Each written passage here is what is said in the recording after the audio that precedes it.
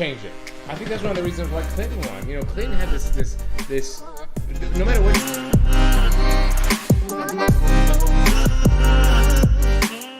I'll tell you, when we first had this conversation about the letters, you were right. And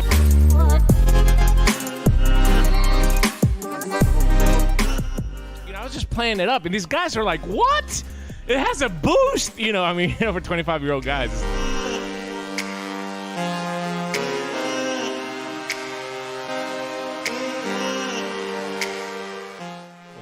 Poor job of organizing, poor job of educating too. Yeah.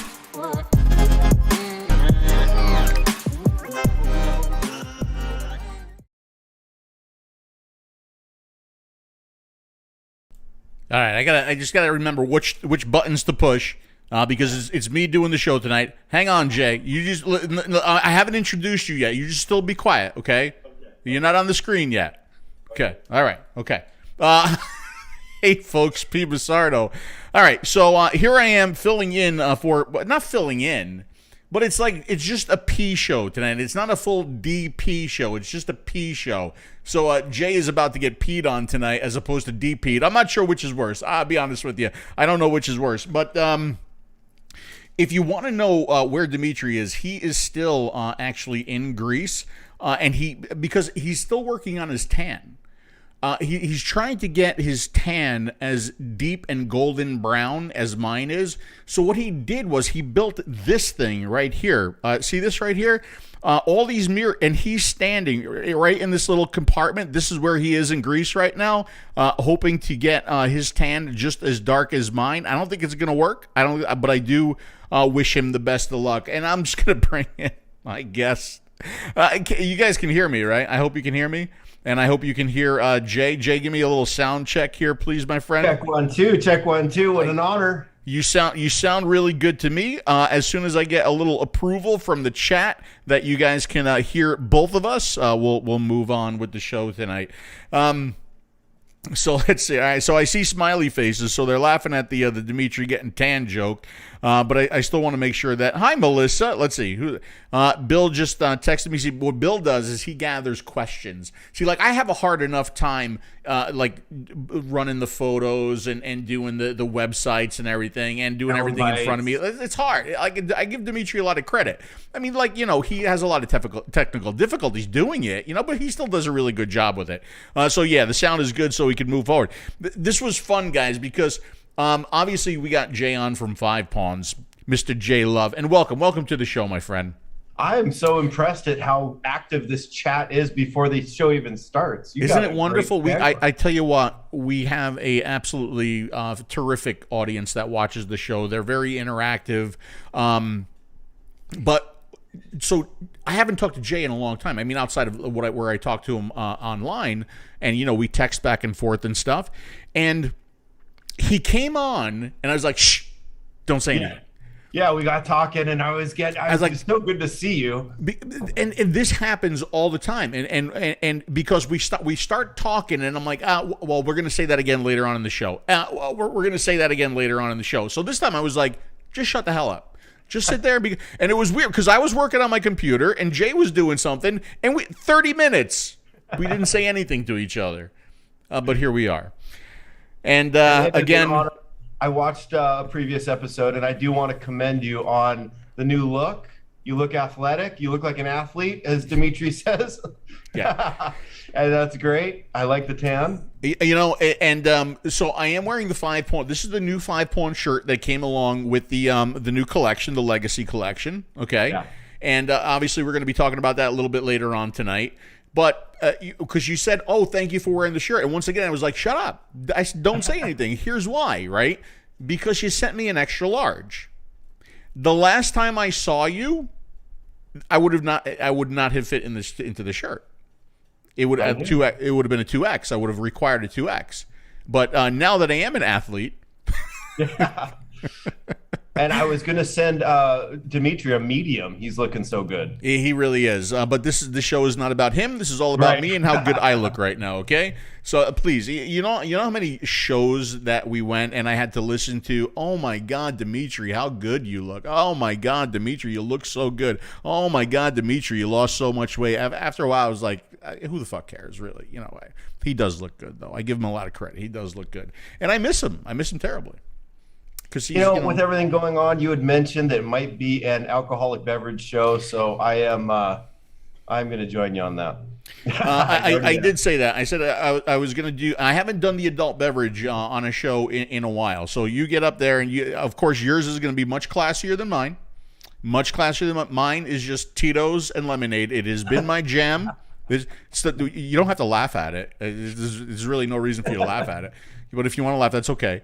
Tito's and lemonade has been my jam, and I'm very happy with this. But you know why? Because you could drink and drink and drink, and all of a sudden you're like fucked up, and that's good. Because I was a shot guy for a long time, and it was like shots of Jack, shots of this, shots of that. And Dimitri always he sips his Johnny Black, and and he just sips, and he's like, you should get something that you sip. And I'm like, if I'm gonna drink, I'm drinking for a reason. I got to get the job done. And shots, right? Shots for me just gets the job done, right? Why waste time? But now this is what I've been saying. But it still gets the job done. Bill, I don't know if you remember this. There was back in the good old days, I think it was one of the first vape shows in Texas, and we ended up going out after the show.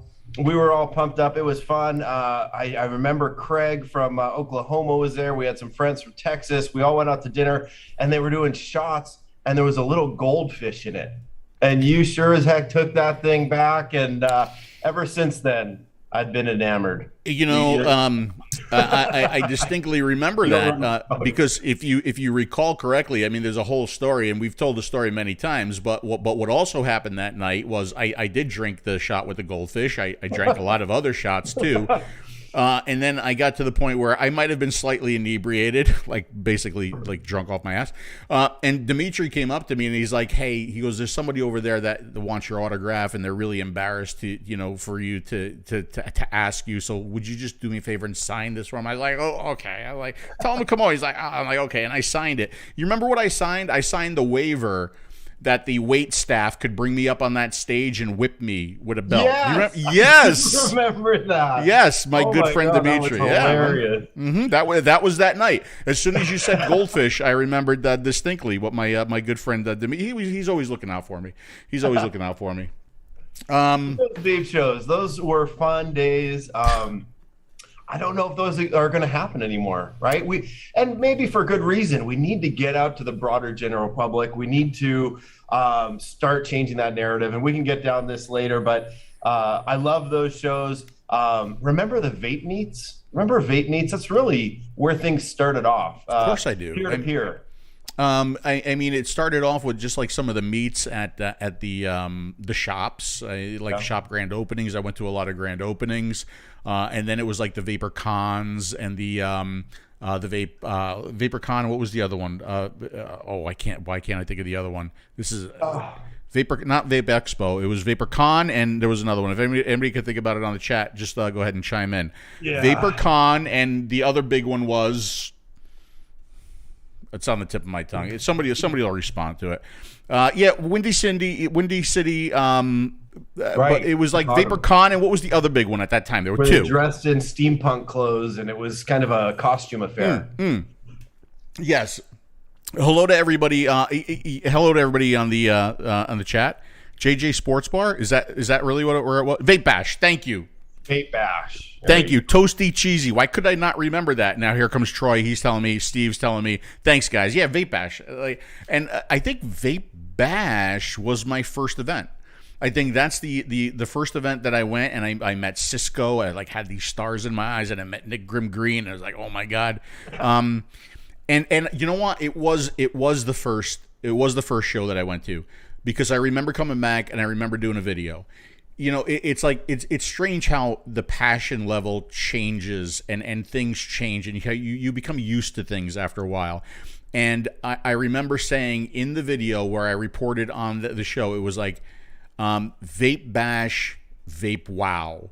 You know, I was like so blown away by everything that I saw, by the no people. words, just Yeah, like with no overwhelmed. words, right? No words.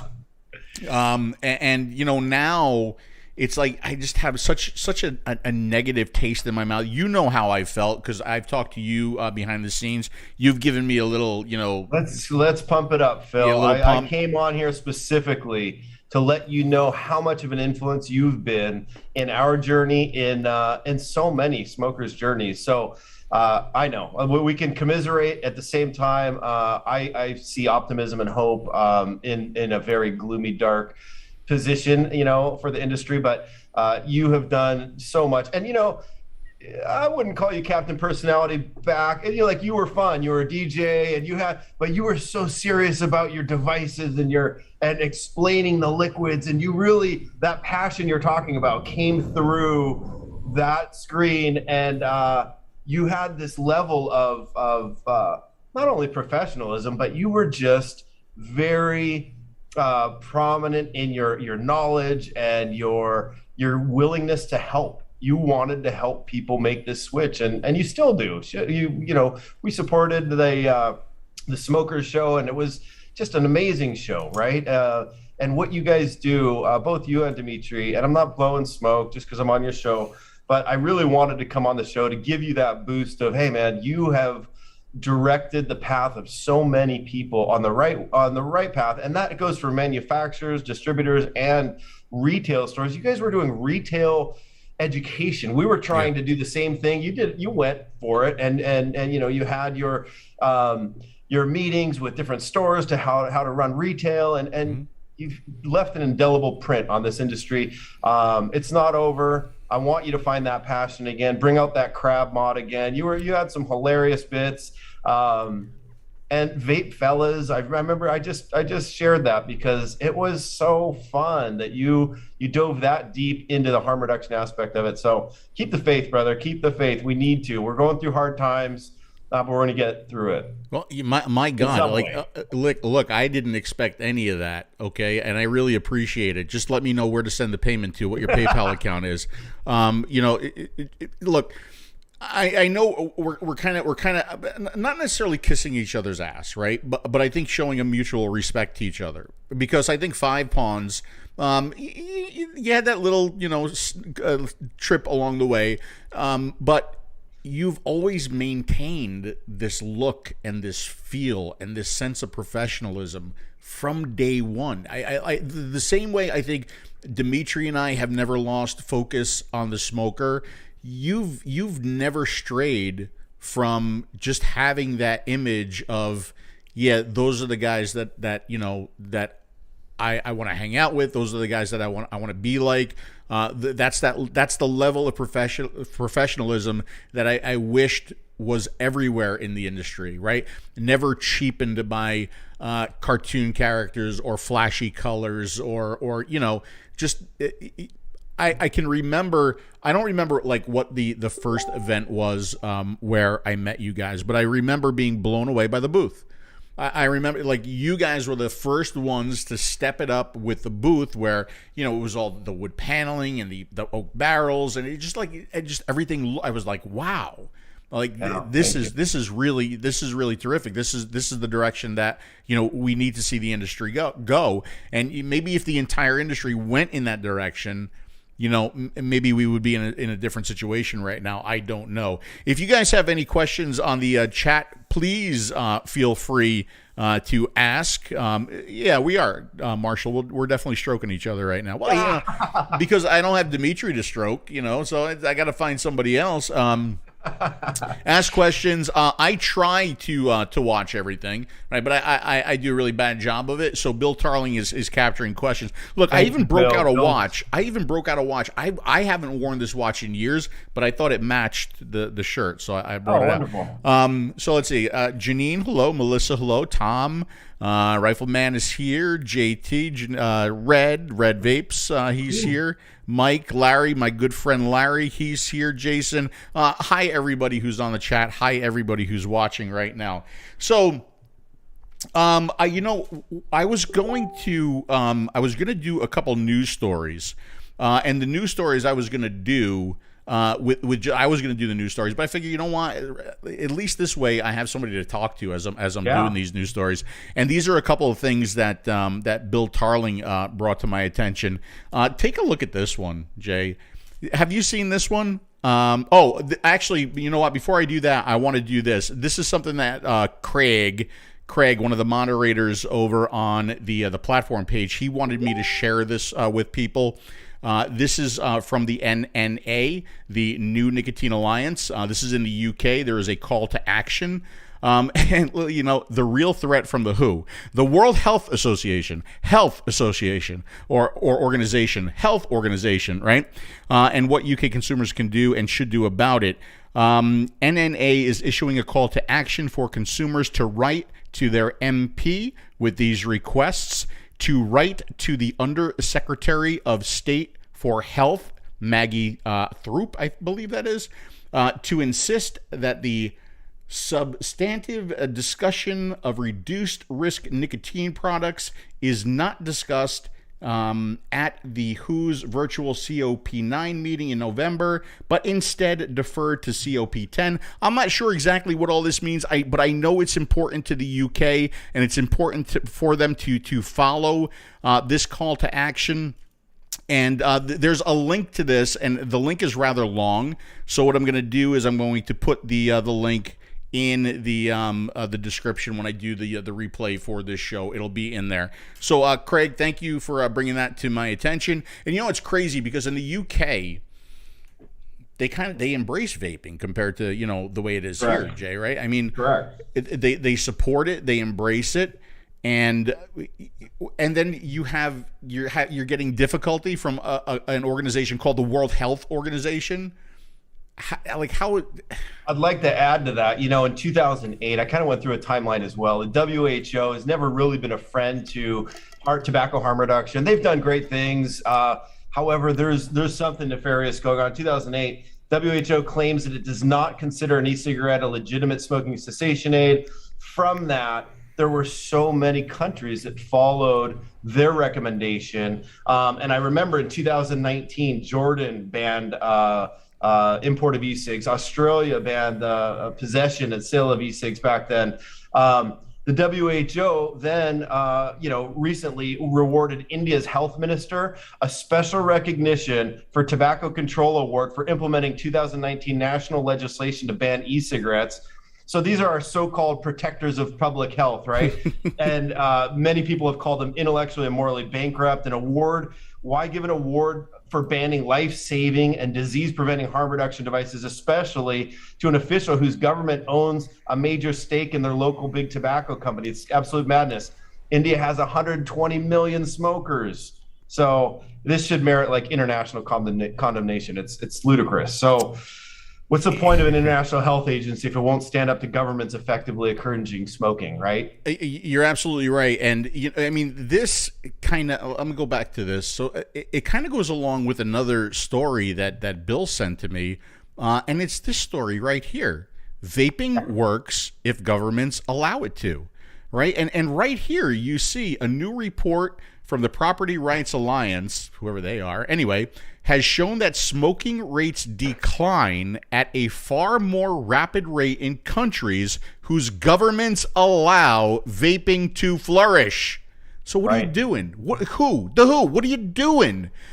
In recent years, Canada, France, New Zealand, and the United Kingdom, UK, right? Okay, so the call to action is for the UK. The UK have, intentionally or not, facilitated a fairly liberal market for vaping products. PRA's research concluded that each country has seen smoking prevalence drop twice as fast as the global average. And yet, once again, we see just constant opposition to this vaping thing.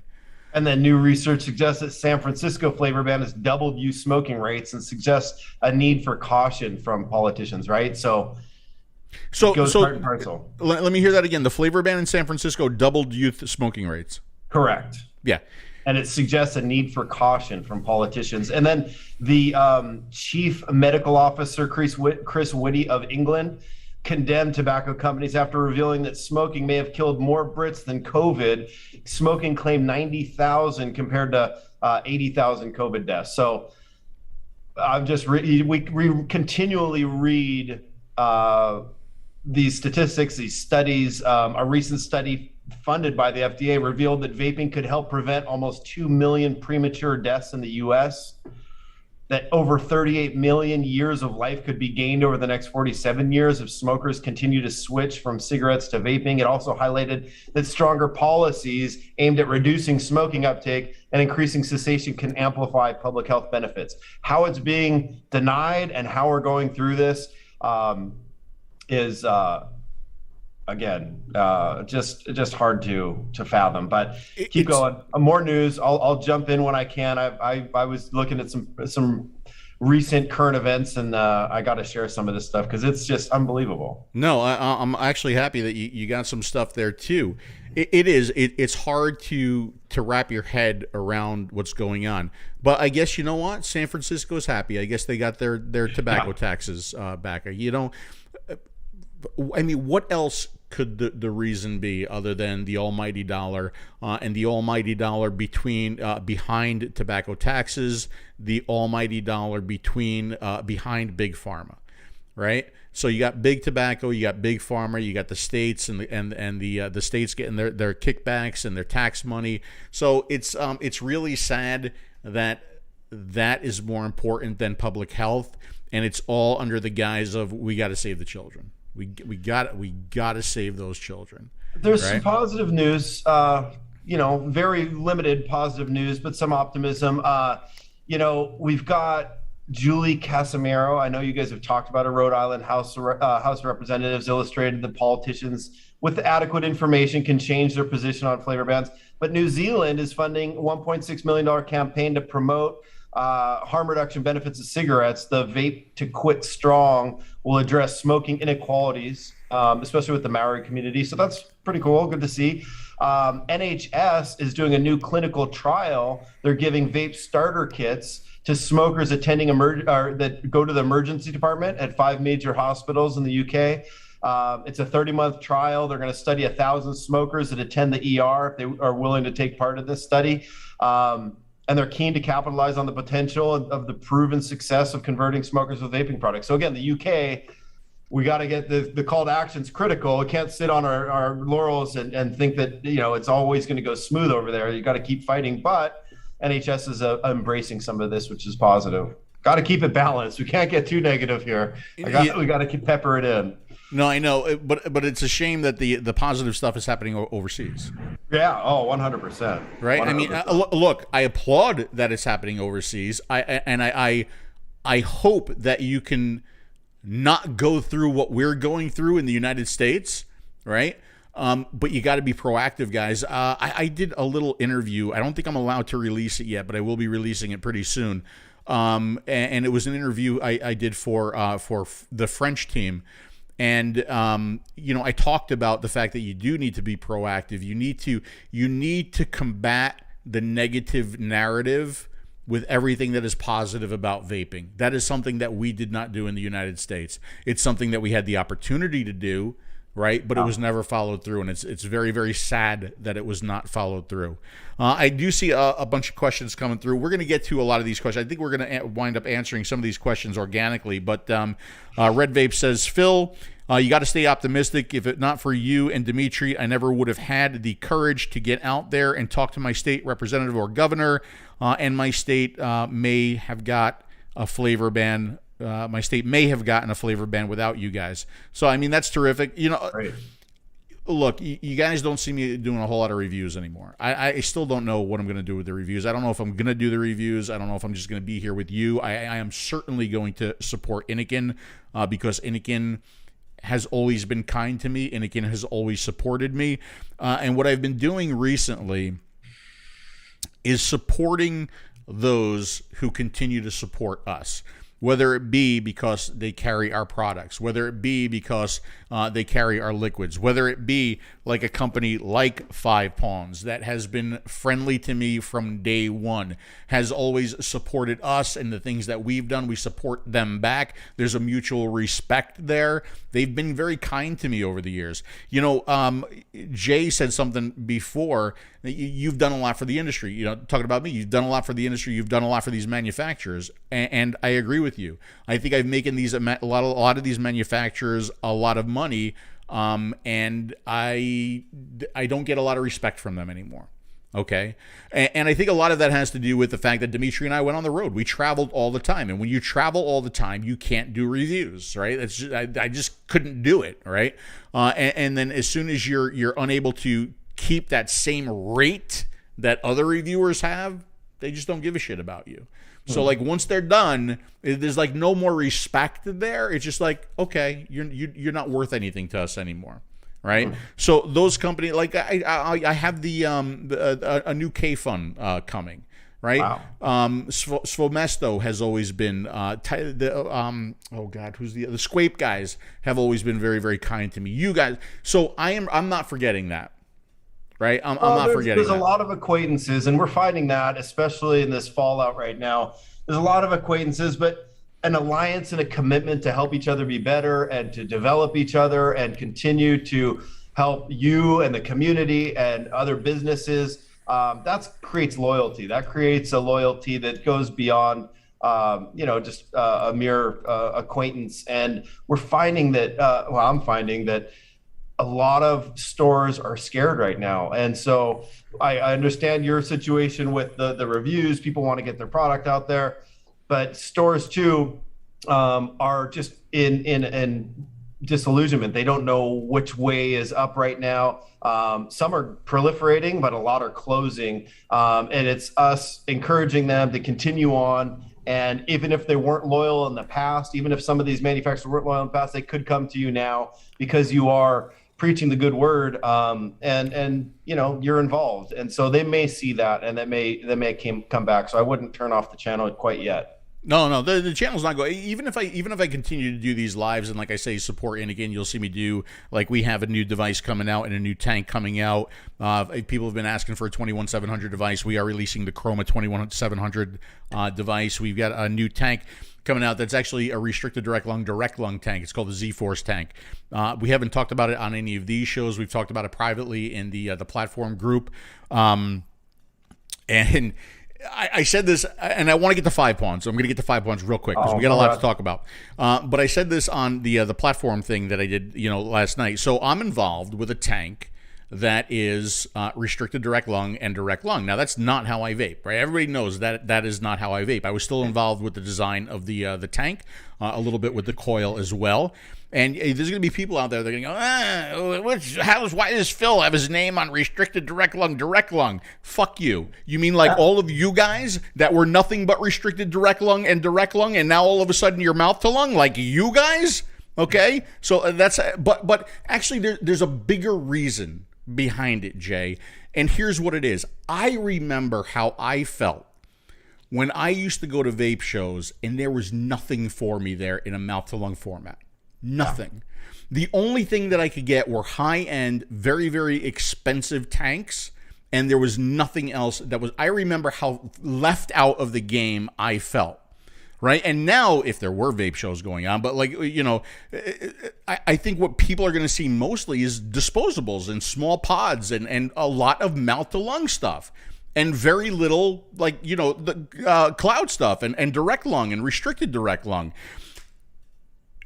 That's why I'm putting my name on this, right? Is because it's like my, in a way, it's like my gift to those people that I want you to know that I love you too, and I respect you too, and you should have a product for you too, right? So I mean, yeah, absolutely. It's funny you say that because I loved your little graphs on price per milliliter of e-liquid, and we were always maxing out your graphs. It's okay. But when you look at a disposable, the 2 mils of liquid, you're looking at like $8 a milliliter. So it's funny to see how things have changed so dramatically in that sense.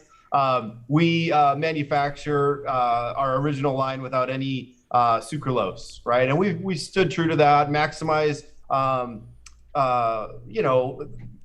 maximize the ability to reduce harm. And so we now have some sweeteners and some products. We've released the new line, and those have sweeteners because, again, it's an ode to those who want it. We know that after 10 years that there are direct lung vapors, there are mouth to lung vapors, there are people that want sweet liquid, there are people that don't want sweet liquid.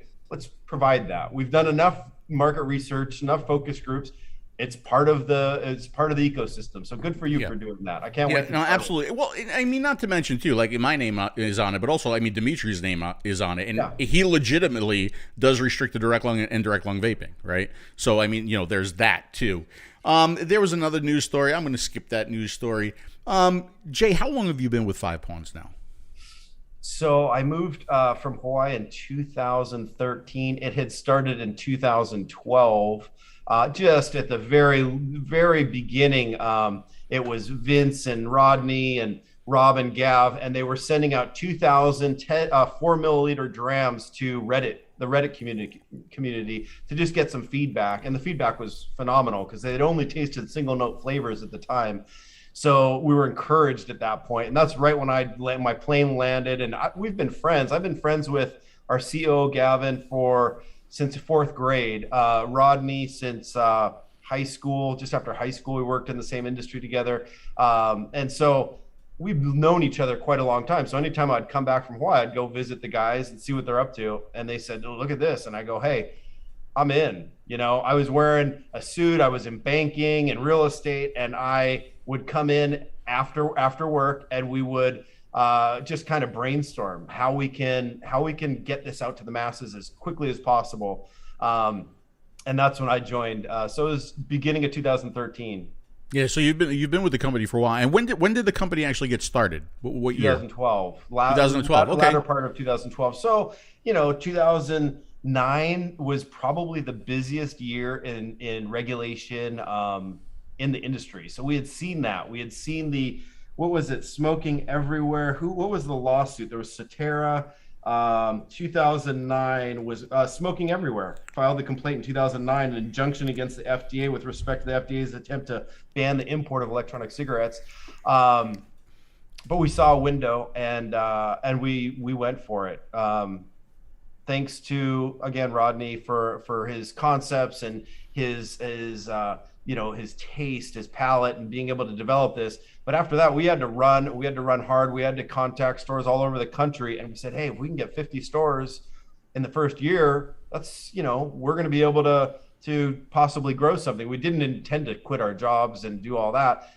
In the first month and a half, we were off to the races, and we knew there was something, and it could change the dynamics of the world. And you say that, and it sounds so lofty, but smoking and smoking related disease was real back then, and it is still real. There was all the big tobacco companies lying to the public, and we had some mentors. We believe in mentors. We believe in surrounding yourself with good people, and some of the mentors were just like, go hard and go fast, because this could be a game changer in the world. And so we took that advice to heart and went really hard.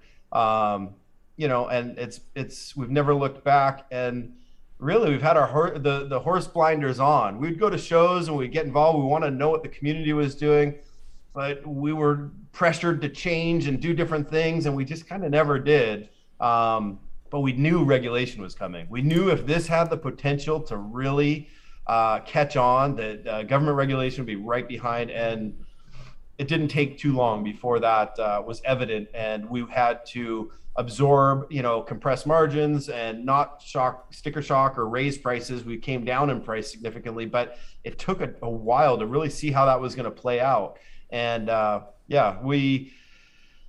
fortunately we have some sharp people that have been at the helm, and a lot of success is drive and ambition. Yeah. Not necessarily intelligence. So that kind of explains why there was so much success early and for a lot of companies. But fortunately, we do have some smart people that we're able to navigate PACT Act. PACT Act is a daunting task to deal with registering in every state and then providing documentation and reports on a monthly basis on the 10th of every month, and know where we can sell and how to register those taxes. It's the government is confused. Many of the states that we deal with are absolutely confused and don't really know what's going on. But the few that do, California, Nevada, some of these states, they are on top of it, and you have to be on top of it. We have Minnesota comes and visits and audits us every January because it's so cold in Minnesota. They have a good excuse to come visit us, which has been daunting. But yeah, we have to continue to try to innovate, and now we are at that point where we can get into PMTAs and all that, but it's been a wild ride, and the horse blinders have been on, and they're still on. We're going to continue to help adult smokers make the switch. We know it's right. All right, it is right. And speaking of it being right, like I hear some chatter, and I just said this on the platform group the other day too. I see chatter about MTL, because I talked about restricted direct lung and the tank and everything, and there's MTL, there's DTL, there's DL, and there's all ranges of those DP. Three things, right? Yeah. And do you know what the best form of vaping is out of those three? It's the one that you use to not do this anymore. Okay? Yeah. So I don't care. And by the way, disclaimer, this is my stunt pack of cigarettes, right? When I did the most important vape trick video, this is the pack that I had to buy. And it is still fully loaded, minus the cigarette that I did use in here. And this is sitting in front of me every single day, and I don't pick it up. I have absolutely zero want to pick this up unless I'm using it as a stunt pack and to make a point. Did you flip over the Lucky cigarette? No, I didn't do that, because you know what? If I did, when I smoked, I did. Of course, Yeah, I did too. But I don't smoke anymore, so I will not do that. Yeah. So let's see. There's some more questions here coming in, but let me ask you this. So 5-Pawns made the decision to go the synthetic nic route, right? So yeah. So now you're fully synthetic nic at this point, correct? And have been for about a year and a half, going on 2 years. The reason being, we were going through the PMTA path in 2017, 16, 17. We knew that it was coming. There was toxicological studies, there's epidemiological studies. We knew the basic framework. It was still really vague at the time, but we said, hey, we're going to commit to this thing. Our consultants, we're grateful for them. They said, to really do this, to really have a chance of doing this, is going to cost you $10, $15, $20 million. And at that point, we said, all right, what are our other options? And we've been working with a large nicotine manufacturer, and they had a nicotine that had the same physiological effect, same molecular structure. Well, one second, Jay, before you go any further, when you say $15 million, right? Yeah. You're talking about going through a PMTA and using the naturally extracted nicotine, correct? Is correct. That what okay. Yeah. Okay. In order to go through the PMTA with our existing product, we would have to go and spend an upwards of $15-20 million. And then, by the way, after spending that $15 to $20 million, still not guaranteed a PMTA. Yeah. Right. Okay. Had a lot of heavy conversations in the last week about people that did. Yeah, it's really tough. So yeah, we'll get there. We empathize. We're not coming here pounding our chest saying we figured it out. We're in a tough situation. We need to go where the puck's going, not where it's been. We're always playing chess. That's what our whole company's based on. And we said we're going to go this route. It's quite expensive. Again, margin compression. This was before it was even really popular. So there was no economies of scale. It was very tight lots of this synthetic nicotine. I like to call it non-tobacco derived nicotine, but synthetic, it just has an interesting connotation to it. But again, it's the same molecular structure, same physiological effect. And we introduced it in our original line. And then we had the tobacco series and the orchard blends line, all produced with it. So everything in our repertoire right now is and has been non-tobacco derived nicotine. So I mean, I remember when you came out with the Orchard line, right? Yes. And we talked about it here. I vaped it here for the first Yes. time. Yes. And actually, I actually vaped it on camera for the first time, and my thought was I wasn't going to like the throat hit. You remember that? Yeah. Because there were some synthetic nicks that I tried. I think it was at a Chinese vape show. I can't remember. It was a vape show that wasn't in the United States.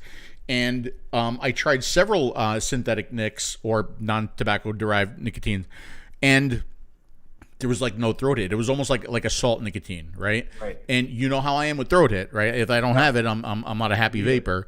And I was extremely pleased with the sensation because I think for me, and you and I have talked about this behind the scenes, and you know that secret project that I would still love to see happen. Okay, I'll stamp my name on that one all day long. All right.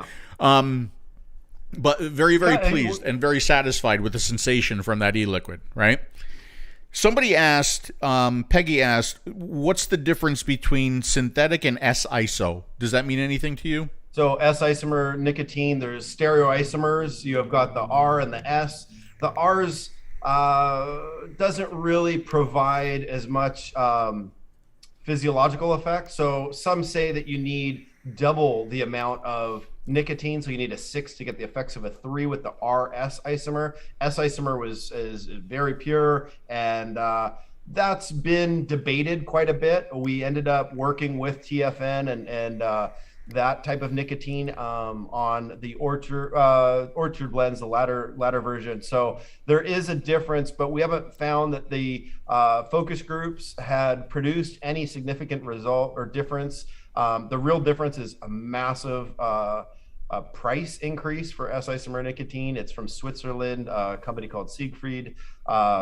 Again, pure, no nitrosamines. There's nothing derived from tobacco. And then the R is a different isomer, and it's a stereoisomer that some say reduces the effect. And after a lot of study, trial, and error, we have yet to find a dramatic difference to an adult smoker who's looking to get satisfaction and scratch the itch. Hey, can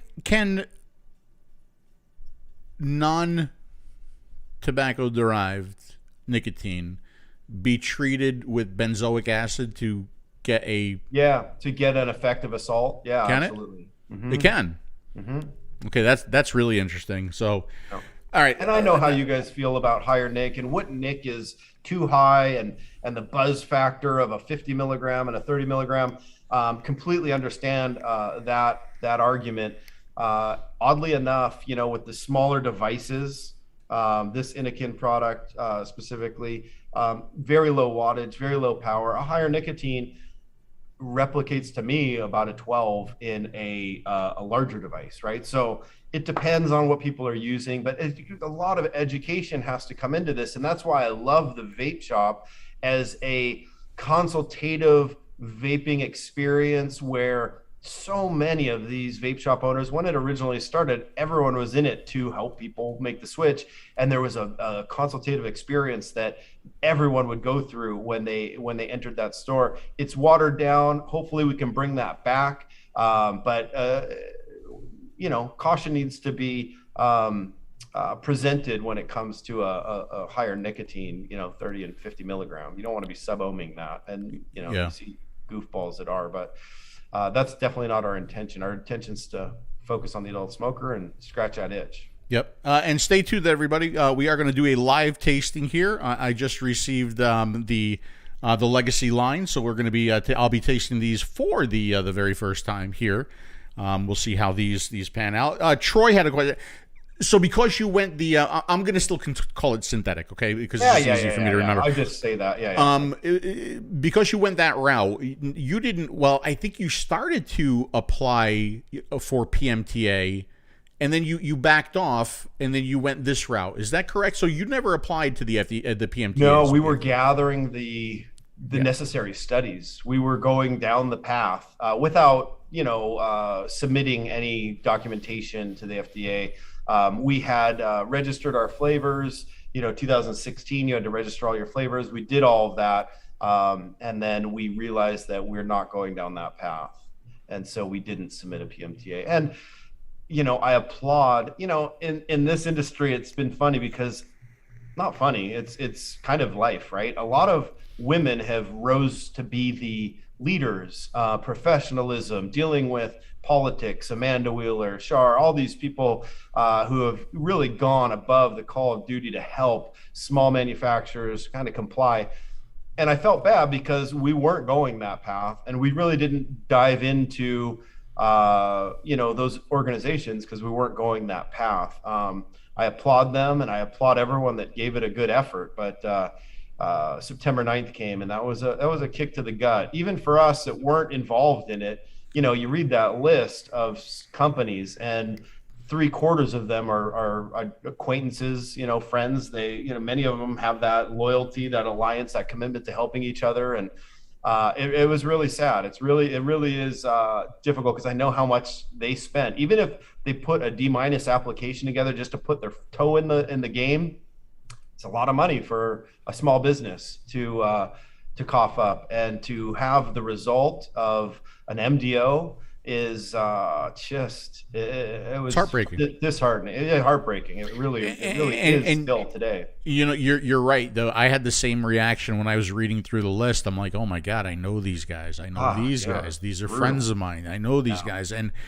you're like, well, what happens to them now? What's like? Is their business is gone? Everything that they put into it, like, are they going to be able to?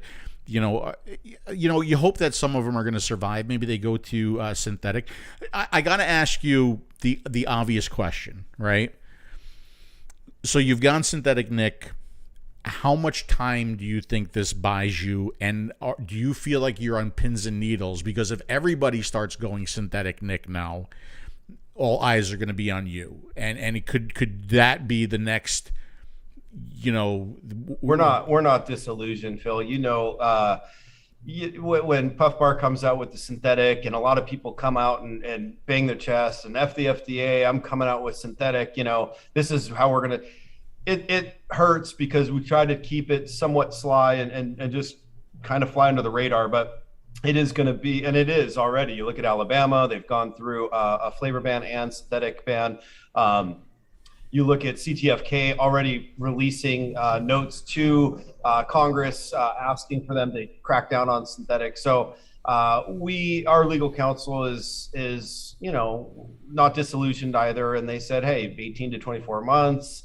The way things are going in today's world, page 3,555 of the omnibus bill in 2020 was the PACT Act. It was just slid into deep into the middle of it. No one's reading that. That's how they get bills passed, and they put all the pork in there and they go ahead and pass it. Could that happen? Absolutely. Could it be a state issue where states are influenced by the tobacco companies that have invested so much money from the MSA, $880 million to California, $800 million to New York, to start introducing this language? Absolutely. Like, it could, and it most likely will go that way. We are optimistic that, we have some time in order to develop the plan on the store level, the consumer level, get the communication to our customers that we're committed to providing these products. We know it's the right thing to do. We know it's responsible. We know that 480,000 in the U.S. alone die. There's 7 million worldwide. Like, this is way bigger than the U.S. right now. Unfortunately, the U.S. is the most aggressive in the legislation. And I don't know, you dig into history, and this is indicative of the corporatocracy and major corporations controlling our government and our media. And this is just another sacrificial lamb of an industry. Come on, man! It's the land of the free and the home of the brave. Come on, man! I love this country as the republic. The Republic of America is beautiful. The people are wonderful. Once you get some, you introduce the money printing system, and you're able to print money. The Federal Reserve, it's more addictive than heroin to these politicians and to media and to the corporations. Like, we're on a train to I have kids, so I live optimistic that our kids are going to see a better world. But for us, it might get a little tricky, and we're going to have to stand up and practice what we know is right, and you can look at Henry David Thoreau. Like during COVID, I've got into like listening to books and going on walks. So I go on long walks and I listen to these books and civil disobedience and all these interesting books that bring up times of other governments that, our founding fathers fought against back in the day. It's almost like we have to get back into that. And the louder we are, the more of us there are, and the louder we are, the harder it is for them to ignore our voices, right? So okay, keep that thought. Keep that thought, because I want to talk more about that. Okay, some good, some bad. I want to talk more about that. Yeah, sure. But there's a couple other things that I want to mention here because we touched on a lot of them. The first thing, the new shirt. I liked it when you had the logo on the sleeve. Thank you. We're gonna take that note. I do. You know why? Because I can flex my athletic guns, and I could look down there and I could see the logo gets bigger. I enjoy that. Okay. Swelling, yeah.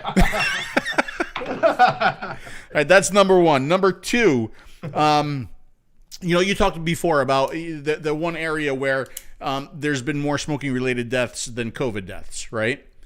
And that just, it reminded me of something that I said a while back.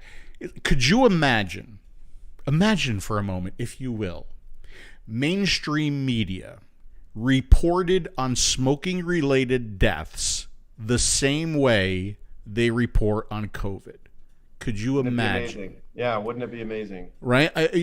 Because if they use their scary charts and their scary graphs and their a lot of the fear mongering, I'm not saying it's not apparatuses. Yeah, I'm not saying it's not a real issue. I'm not saying COVID is not a real issue, but someday COVID's not going to be the issue, and then the media will be on to the next big scary topic, right? But COVID will still be there, like AIDS is still there, and smoking related deaths are still there. But if they did that kind of reporting, people would be like, I'm not smoking. God damn, that's some scary shit, right? But COPD, my family, I've had my auntie had emphysema. It is so hard to watch, and I know there's so many people in the chat group. If people want to pay homage to any past relatives that died of smoking related disease, there's such a litany of just grotesque ailments that come from smoking-related disease. If they were to report on that, you'd get the shock and awe. And it's so similar to COVID, right? The breathing and it's just the worst. Yeah. And that's why you and I, and we're all committed. We're committed to. We know the reason. There's an article in 2009, and I'd love for you to share it. It was I gotta find it. It was in 2009, and it basically said the FDA is using scare tactics to get people away from a safer form of nicotine delivery electronic cigarettes. It's written verbatim for today, back in 2009. But yeah, if we could change that narrative, that's when we change that narrative. There's this Schopenhauer quote, like, the first stage is ridicule, then it's violently opposed, and then it becomes clearly evident, right? And we're in that second stage. It's violently opposed, but 10 years. We've got 10 years of data. People, I know, we know thousands of our customers write us to tell us how much better they feel. And I'm not making any claims. The big thing here is don't make any claims. Otherwise it's a drug, and in 2009, the FDA wanted to rule this as a drug. And that's the primary reason Smoking Everywhere filed that claim. We can't make medical claims. We can't do that. And it's a shame because we know that it's helping a lot of people. And yeah. So right. Our hands it's are blue. tied. It's blue, but you can't call it blue. Sorry. No, I know. Back to the COVID side, the new data was released by a market research company called Mintel. It showed that 4 out of 10 smokers, so 40% of smokers aged 18 to 34, said they were now smoking more often because stress caused by COVID-19, right? More importantly, 10% of those who had managed to quit had relapsed during the pandemic. So during this time of unprecedented stress, financial woes, stress, business closures, they're taking this superior form of nicotine delivery away from us. It's I want to talk about that. Blood boiling. I want to talk about that. We'll talk about that. Okay. Yeah. A couple other things I want to get through here because you talked about the 9th, September 9th. And John Caps asked, how many juice companies made it to the list to be on the market? None. Right? None. I think some were left off. I know there was 200. I think there's there were like 700,000 that were denied, and there's like 100,000 left to go, and then they don't know what they're going to do with Juul. Right? I think that's like the nutshell of it, right? Can't confirm or deny that. Yeah, I think that's it's something like that. If anybody knows more, you can go ahead and put it in here. Larry, good night. Larry has to leave early because he's kind of old and he has to go to bed now. So everybody say good night to Larry. Oh, his pillow is whispering. Yeah, it's the pillow whisperer. Good night, buddy. I'll talk to you tomorrow. Bye, Larry. So there's that. And here's a good one because we were talking about, I said like how much time does synthetic buy you, and are you concerned? So Stephen asked, Jay, with the state of e-liquid here in the States, any plans or possibility of a one-shot from 5 Pawns? Oh, 100%. 100% on innovation, and we've got a lot of next moves, right? Playing chess, we've got a lot of next moves. We don't know what it's going to be. We're not clairvoyant, but at the same time, we have to have a few more arrows in our quiver. And so much like TPD in Europe and short fills and long fills and just the various options, we would be remiss if we didn't have some other options. It's funny, well, not funny at all, but you look back to Prohibition, right? So in 1920 December to 1933, outlaw of booze, survival was possible. Many companies simply shifted their production to legal items like near beer. Anheuser-Busch went to ice cream. They went to soft drinks, commercial refrigerators, and car bodies. Prohibition law also had several exemptions to exploit. Many distillers survived with a medicinal use license. Doctors wrote prescriptions for whiskey. Sounds a lot like Australia, right? A different way of handling this. Interestingly enough, doctors wrote prescriptions for whiskey to the tune of 1 million gallons a year during Prohibition. Sacramental wine for church and synagogue ritual use was allowed. So production skyrocketed to 800,000 gallons in what must have been a very religious first 2 years of Prohibition. So we're a creative species, and this is big. I don't like to overuse the term, you can't put the toothpaste back in the tube. But they have done everything to knock our knees out from under us, whether it's the PACT Act, whether it's any of these regulations, prohibitions. But when there is so much science, like that article you showed, I know Dimitris shared it as well, that if company or countries or cities or counties support, vaping, you see a drastic decline in smoking rates. We see in San Francisco that if you create a ban, it doubles youth smoking. Like, they're pushing people back to smoking. They're pushing people to Chantix, which I don't know if you saw yesterday, Phil, but they recalled Chantix because they have this new cancer-causing chemical in there, and that has been FDA approved, I'm pretty sure, and it's been on the market for quite a while. And isn't that a shame? I and several people have used Chantix, and a lot of people had horrible nightmares and suicidal thoughts. But that aside, now we have a cancer-causing element. Like, that's scary. It's Pfizer, right? They also treat cancer. Are they trying to keep people sick because there's so much revenue in that, or maybe that's just too dark? And I don't want to be naive, but one way or the other, it just isn't adding up. And again, there are more of us, and if we get louder, it's harder for them to ignore us. So, all right, we'll talk about the louder. We'll talk about the louder in a second. Yeah. Or should we talk about the louder now? No, let's talk about the louder in a second. Let me show you this story that Bill sent me. Have you seen this one? The Truth Initiative launches the fake vape stick company called Depression Stick to make a point. Oh, Bill sent that to me. I dug into it, and this poor girl who was severely depressed, she ranted on Twitter how if she saw this in her vulnerable state, she probably would have committed suicide. Like, it's horrible what they did there. And they should have, had to file a PMTA. Like, it's just ludicrous that to play on people's depression in such a volatile time. It's heartless, it's mean, and it's the Truth Initiative that's created and funded by the MSA agreement. So, and that's what I wanted to talk about, right? So we heard the study, like, vaping causes depression, nicotine. First of all, I don't trust any studies that come out anymore. Like, I'm in that mindset where, especially when it comes to vaping, right? The only way I'm going to trust a study is if you do that study and then you compare the study to the same thing that you're going to find from a cigarette. And if there's harm reduction, there's harm reduction, right? Yes. So let's focus on people who do smoke, adults who do smoke, and can be saved from this technology, okay? But I wonder, with everything that's going on today, right, is depression caused by what they're finding in that study, or is depression caused by just the fact that we live in a fucked up world right now? Right?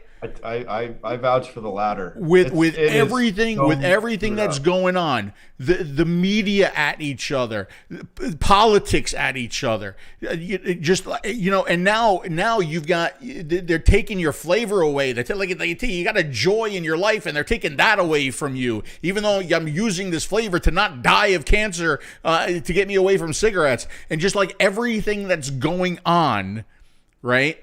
You see a disgusting story like that. You see them denying all these applications. You see them causing the shutdown of businesses, livelihoods.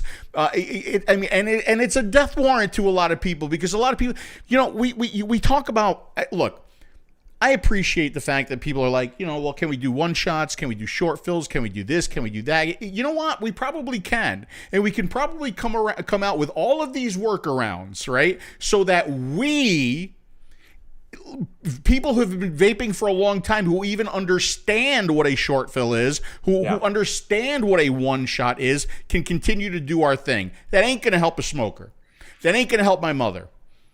That ain't going to help just somebody that's walking down the street, right? Maybe there'll be some stuff left for them in the C-stores, right? But to go through the experience that we went through when this industry just exploded and it was so welcoming and people were quitting left and right, into this, the short fill's not going to help that.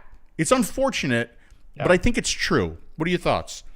I am 100% on board with the depression caused by the calamities that have been, some say they're imposed on us, some say they're natural, but when you lose your job and you're a man, it's emotional incarceration. A lot of guys already can't get over the hump of fear and loneliness and their worth being associated with their work, right? So there's sadness out there. It's tough.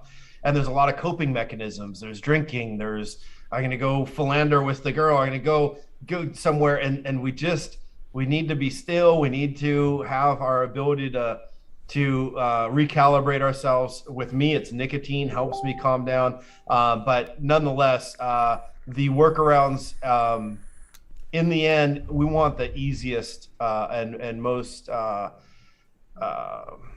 friendly way of introduction into vaping. And that's not necessarily, in my opinion, a disposable, but they have their place. They help people on the go with convenience to just grab one and go. But the hippie in me really doesn't like throwing away batteries. I remember you saying, when they have the digital readout and the lights and everything on there, is it really a disposable? Like, these things have tanks on them now. So there's a place for that. And I'm not, saying anything negative. I have great friends that are doing extremely well with those.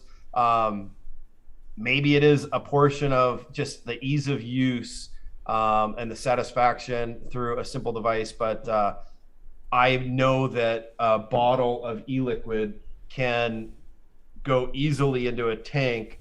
And this, there's so many different tanks, but it just should be easy. And the cost should be relatively mitigated by economies of scale and being able to use a bottle of e-liquid for open systems. So it's a tough question, but it's clear and evident that we're gonna go to a short fill and have them mess with nicotine and PG and VG and mix these things. Okay, so and it becomes even more dangerous, because now you're gonna have people that are gonna overnick the by making it safer, you make it more dangerous, and you're gonna push people to the black market. Who knows? We're gonna go back to bathtub e-liquid. We spent all of this time listening, right?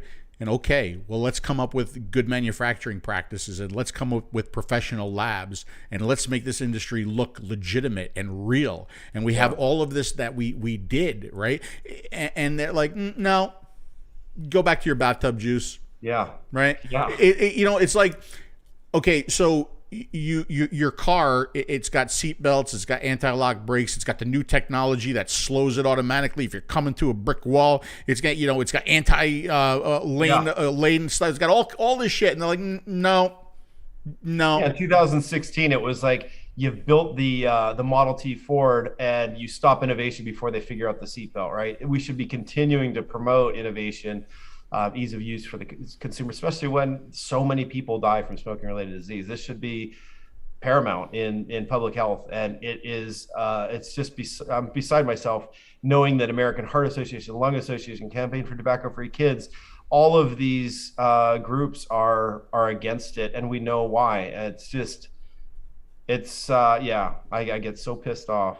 And my wife, she's not in the industry. She's completely outside of it, and she sees how passionate I've been about this for years, and go to DC, go to state, go to city council meetings, go all over, and I come back all pissed off because no one gets it, or they hold up cartoons, and I'm fighting for legitimizing vaping, and all they show is unicorn poop and whatever, cotton candy and all this stuff.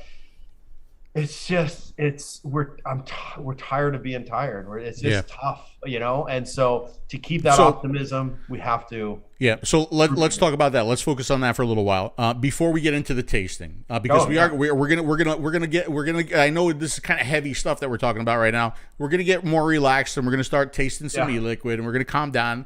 Some funny stuff to do. So everybody, stay tuned, relax, hang out with us. So now you're talking about. Bill, I got that. That's just too long. I can't handle long shit like that. Dimitri can. So you said get louder. We got to get louder. You think that's going to happen? I don't want to play devil's advocate here, but you know what? I got to play devil's advocate here. I gotta, right? I listen. Look, I'm gonna play. I think I'm gonna play something. I'm gonna play something. It might make some people mad, because this guy is pretty politically polarizing. Okay, but he said something today, and it kind of, I feel like it applies to the vaping industry a little bit too, right? And I don't want you to like listen to this and say, I'm a Democrat, and I'm a Republican, and I don't like this guy. I'm a look. It's not about that. It's not about that. It's just about what he said and how I feel it applies. It just, he said it, and I was like, is that vaping, right? And do you know Tim Pool? He does a thing called Timcast. I've heard, but I haven't listened to him, no. Let me see if I could play, and you just listen to the audio. The audio should come through the desktop, so let's see if this plays. Let me make the volume maximum here, and I'm just going to play this little snippet. Listen to this. To be completely honest, it really does feel like demoralization has slammed in the face of everybody, and today was a particularly harsh day. Because I'm seeing news that should be important. Hunter Biden documents confirmed. Everyone's like, I just don't care. I'm like, okay, well, look, Joe Biden's not mentally fit. Yeah, we know. What else is new? The Democrats are failing in their budget bill. The debt ceiling is going to get hit. We might be looking at a default. And yeah, whatever. And I'm like, wow, man. So here's how it is. It all goes down. The republic falls, not with a bang, but with a whimper. After seeing what's happening on the southern border. Okay, so I'll just leave it there, right?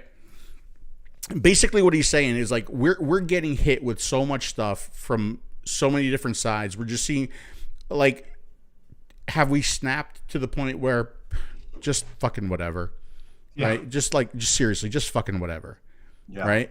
Is that what's happening in vaping right now? Is it just like, because Dimitri made the comment to me, he's like, I'm very surprised, and he said it when we did Brent Stafford too.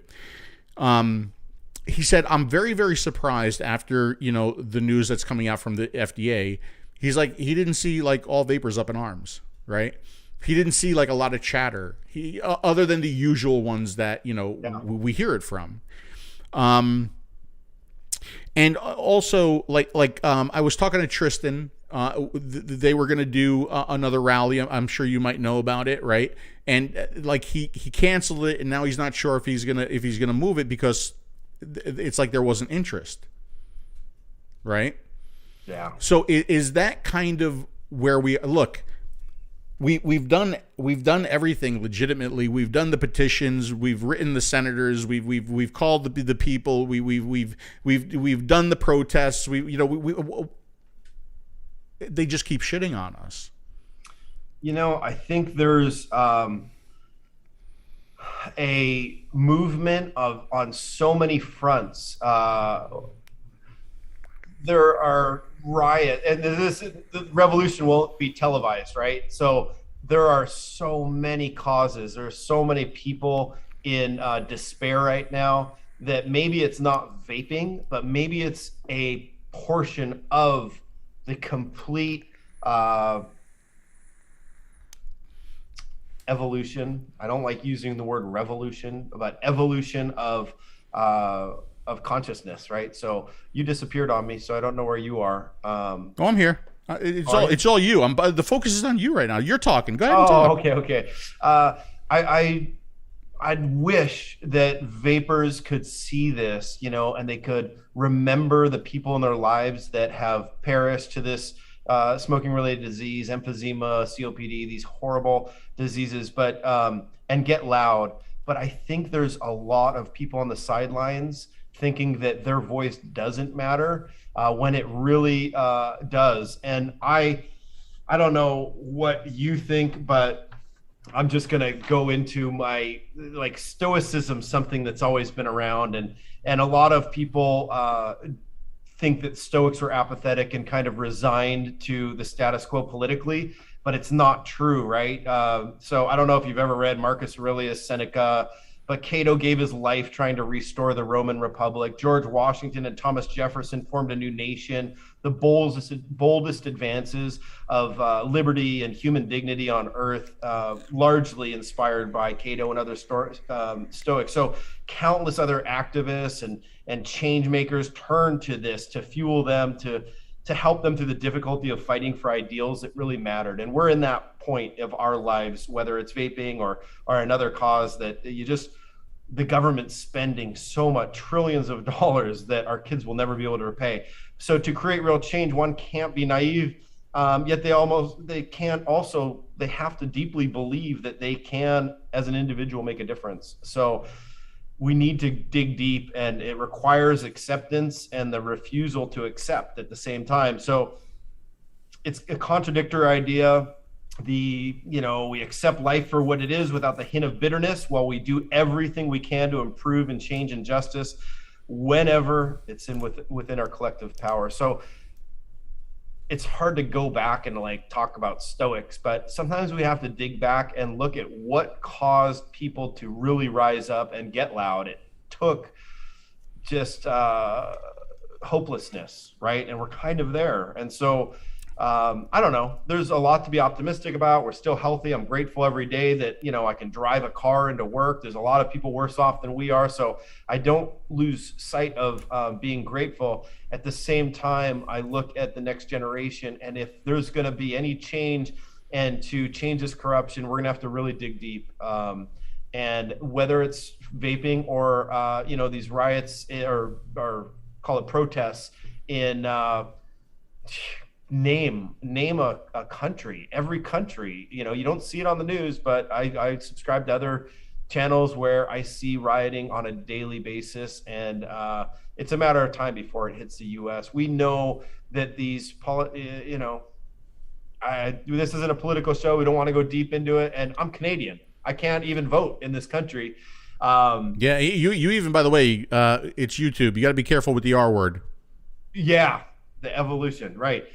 I agree. And I'm not inciting anything. Right. I just know that we're at a point where the kettle is boiling. And, right. And that's what, like, you wonder, like, is that all that's left for us? Is that all you fucking listen to? Is that where you are putting us, because you will not listen to us in any other way? You know what I would love? I would love for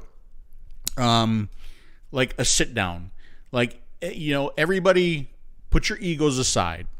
Everybody at this point, really important, put your egos aside and have 𝗍𝗂, sorta, 𝗍𝗵𝗂, 𝗍𝗂𝗍𝗂, VTA, have a sit down. All of you. Put your differences and your egos aside, sit down and figure out if there's anything else that we could do. A coordinated effort, and then a unified message by all of them to all of us that we can spread to, like, what you know, what's next? What can we do, if anything? I think that's a brilliant idea. That's what should happen. I can't believe we didn't talk about that. You know, there are these advocacy groups, and we're divided. And more than ever, this divisiveness has to go. We need to work together if we're going to have a say. We don't have. I posted something the other day. Pharma donates millions of dollars to the campaigns of both Democrats and Republicans. And this is a two-party system thing. You know, I'm not leaning one way or the other. There's inherent issues with the system as it is in getting laws passed by corporatocracy and going through this whole process. And we know that the media is controlled. We've seen it. And yeah, we need to all come together. Yes. I support other vape companies. I prefer that they don't have immature marketing because it makes us all look bad. I think we're going to flush some of that out. And hopefully, you know, if it goes black market, it's going to be unicorns and it's all going to be back again. And that's unfortunately where it's being forced. But if we can get ahead of this and we can all get together with a unified voice, I know Nick Orlando, I know there's a group of people that are really trying to do this. Put our differences aside. Let's get together, get a common core, common message. I'm 100% on board with that. Yeah, I'd love to see that happen. And I really think that there should be a call for that from the community. I think it would be a good thing. You know what? If for nothing else, even if nothing good comes out of it, just to see those groups come together and try to get along for the good of the vaping industry and try to come up with a plan, I think that would make people feel good. And I think we need to feel good about something, right? Oh. So there's my call: 𝗍𝗂𝗍𝗂, sorta, 𝗍𝗵𝗂𝗍𝗂, 𝗍𝗂𝗍𝗂, VTA. Because, you know, it's like always one group trying to do everything. And it would be nice if, you know, sometimes you get that idea. And, you know, that like ideas sometimes start off as little teeny tiny pebbles, right? And they start rolling down the hill and they become big boulders. Right. And the only way a little tiny pebble becomes a big boulder is sometimes if you have a whole bunch of brain power in the room, right? Where that brain power, there's no egos there, but you're like, here's an idea, and somebody says, oh yeah, and then we could do this, and then somebody else says, oh yeah, and then we could do this, and but not fight, but figure out a way to make that pebble into a boulder. Right? I think that's really important. As it rolls, it gains more people. Absolutely. Right. And there's a lot of smart people in our vaping community. There are. And you know what? There's a lot of smart people. There's a lot of good people. There's a lot of passionate people left. Yeah. Tristan is definitely one of them, 100%. Right? But, you know, Greg Conley. There's a litany of wonderful people in this industry that I'm proud to be a part of, right? Right, but even those guys, eventually they're gonna feel a little bit like I do, right? Yeah. Which is like, and like what Tim was talking about, it's like after a while, it's just like, you know what, fuck it, like this, what more can I do, right? Yeah. But you know, there's always more that we could do. So, like, even though I may not be reviewing a lot, if at all, I'm still here. right? I'm still here doing the show. I'm talking to you. I think, as far as I know, I'm going to the Paris show. I still want to spread the love and the message of vaping. I want to be on camera as a 52-year-old adult male, still vaping since 2009 and still alive. Yeah. How about that, you know? And to, you know, to influence people maybe that way. Because I don't know if the reviews are doing it anymore. I don't know because that was one of the reasons why I did the reviews. It was to give people good information, but also to let people know that, hey, there's this thing out there called vaping, right? And you know, there's all these devices and all this stuff. But I feel like, can I really do that anymore when it's becoming more and more difficult in the United States to get these wonderful products? I don't think I think we'll always be able to get them somehow, right? But again, they need to be readily accessible to everybody, not just those in the know, right? Yeah. We've had 40% of our customer base has been blocked. We cannot ship to them. And the stories are absolutely heartbreaking. I'm forced to go back to cigarettes. I don't know what I can do. You know, New York, we have these areas cut off, and it hurts. It's really horrible. They can buy cigarettes. Yeah. But right. Amazing. They can't get the flavor that helped them. Okay, we got to get to some juice tasting, but before we do, I do see a couple things going on here in the chat. Bill, if there's any more questions, do send them along. I know that there are some people that have been addicted to other substances other than just cigarettes, and a lot of vapors broke their habits or their addictions maybe through vaping, not just of cigarettes, but other substances. And to all of you who have done that, and to all of you that are discussing that in the chat, congratulations, guys. Yeah. Excellent. I applaud you.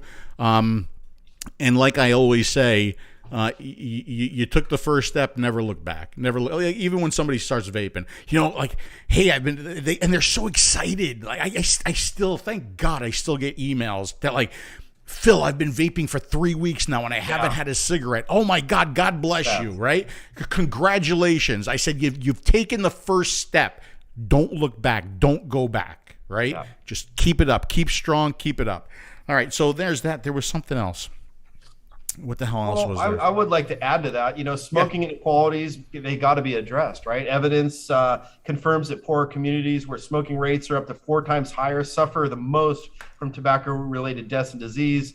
They got to be made more widely available to overcome these inequalities and death. And we may not want to address that, but that's our demographic, right? A lot of folks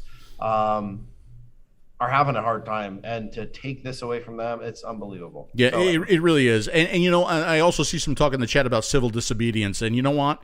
See, I know a lot of vape shop owners, like, business as usual, Phil.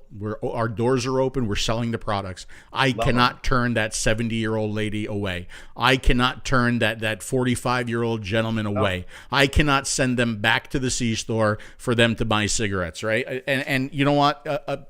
Again, I applaud you, and I think we're going to see a lot of that, and let's just hope that things change, and that we don't see enforcement come into play.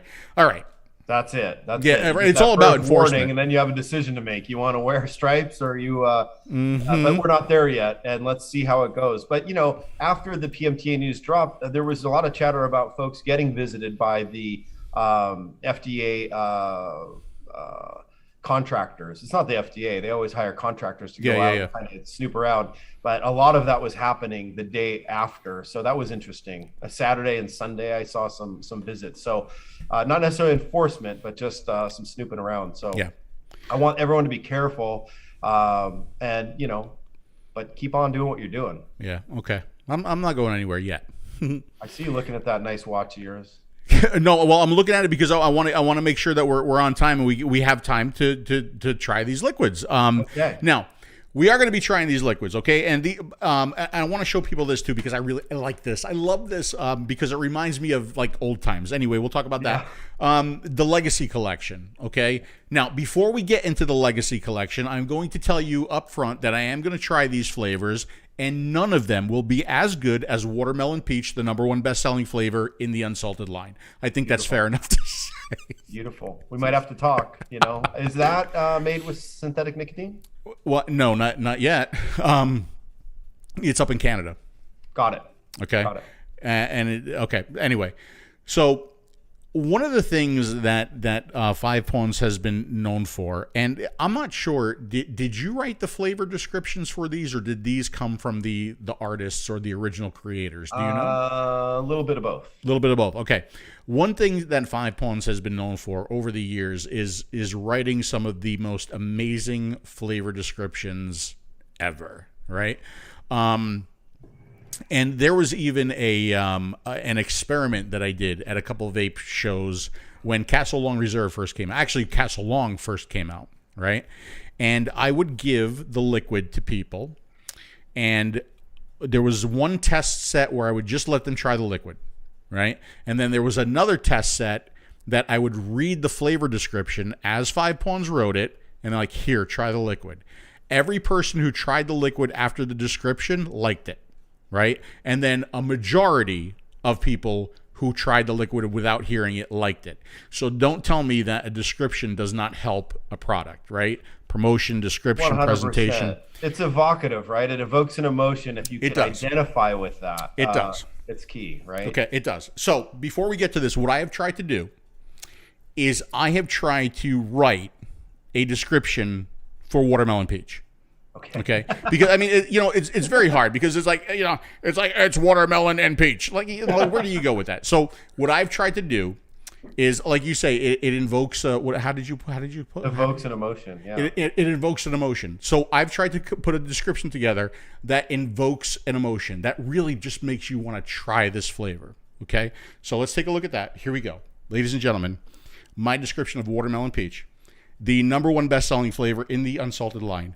A deliciously moist and succulent blend of summer-ripened peach and fresh watermelon flavors burst from this liquid, harder than Dimitris masturbating after abstaining from any sexual activity for a year. Take my money. Take my money. I mean, do you not want to vape that right now? How'd I do? That's pretty good, right? Oh, that was great. That was great. Good work. Hey, if you ever need a job, you know where to come. He hasn't seen that yet. I'm sure he'll get. Yeah, people are like, "Oh yeah, that invokes an emotion." All right. He's gonna love that. He's gonna absolutely. I hope you guys enjoyed that. Yeah, that took me all of 10 minutes to write today. But now I want to get out of this, and I want to talk. I want to go here. And before I go here and show some of the stuff that's going on with this line, tell us about the 𝗏𝗏𝗏𝗏 collection. What's the idea behind the 𝗏𝗏𝗏𝗏𝗏 collection?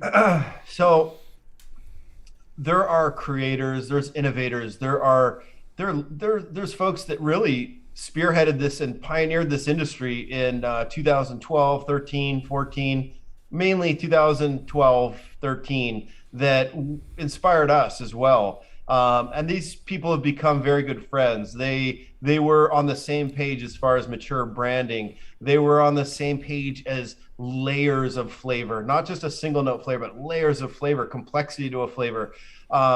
These flavors are flavors that I used on the regular back in the day.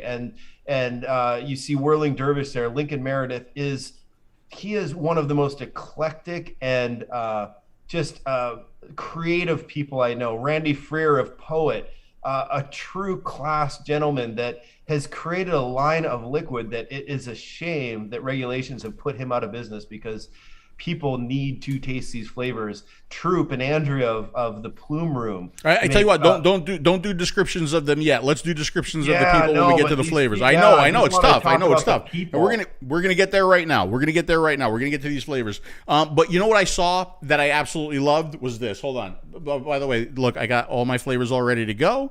I got them all in slides. I didn't have enough Zenith 2s. These have been my testers. I got my Z80 here ready to go. I'll put this aside for now. But I saw this and I'm like, yay. Cute little 10 mils. You're doing sample packs. Oh my God. Yeah. Jay, I was all about the sample packs back in the day. Yeah. Right? It's like, I think that's the only companies that I ordered from that had sample packs. So you have a sample pack for the 𝗏𝗏𝗏 collection, right? Mm-hmm. You have, do you have sample packs for? Yeah, you got Orchard Blends. You have a sample pack for them.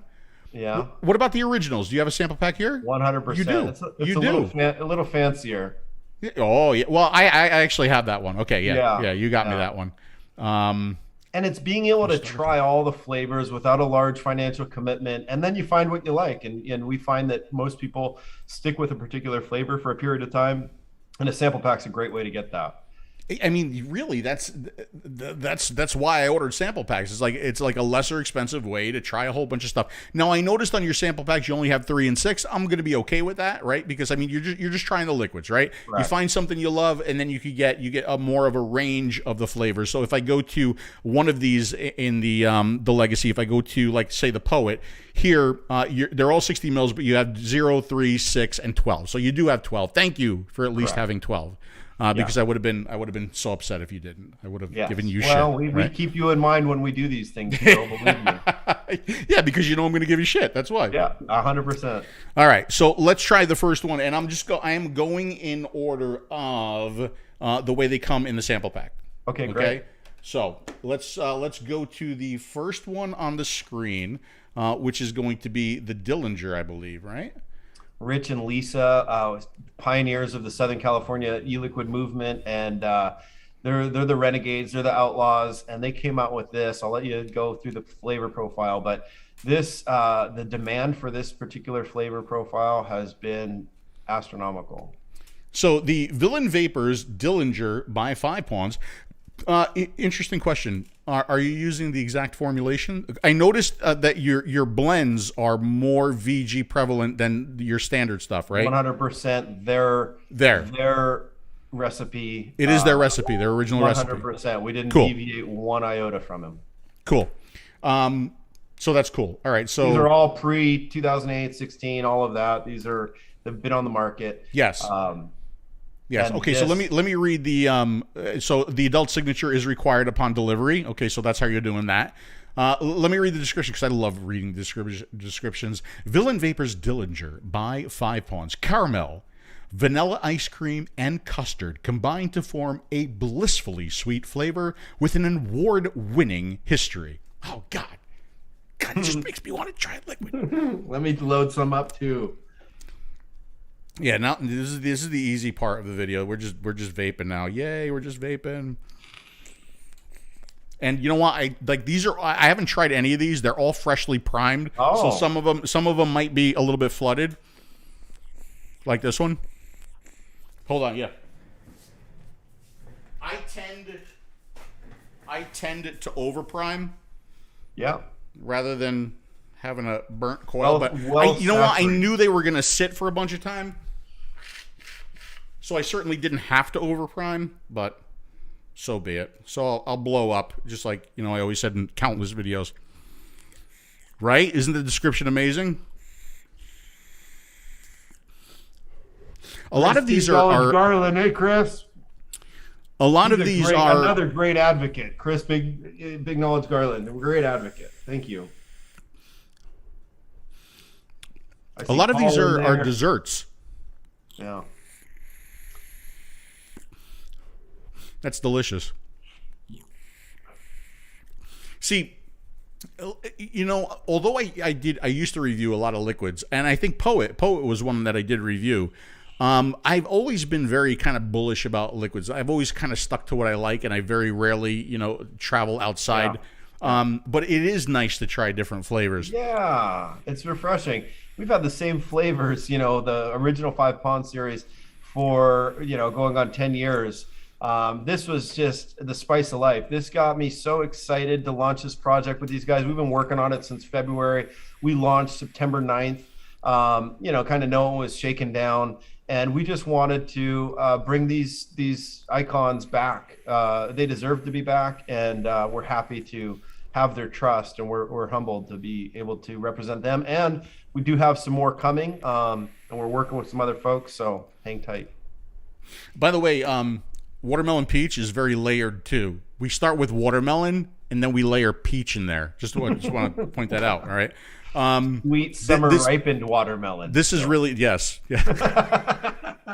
Moist. This is really good.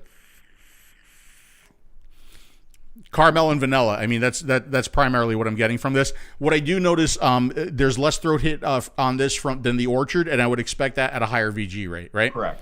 Yeah. Hey, Sean Casey making a comment. Sean Casey, I know he watches a lot. He very rarely comes on the chat. Welcome, buddy. Hey, Sean Casey, another amazing advocate. Everyone in your group is always great. I see Andrew K in there, and just we have. I'm telling you, we have some really, really terrific people who watch the show. So that who was the one that wanted to come on with us tonight? Oh, Maximus.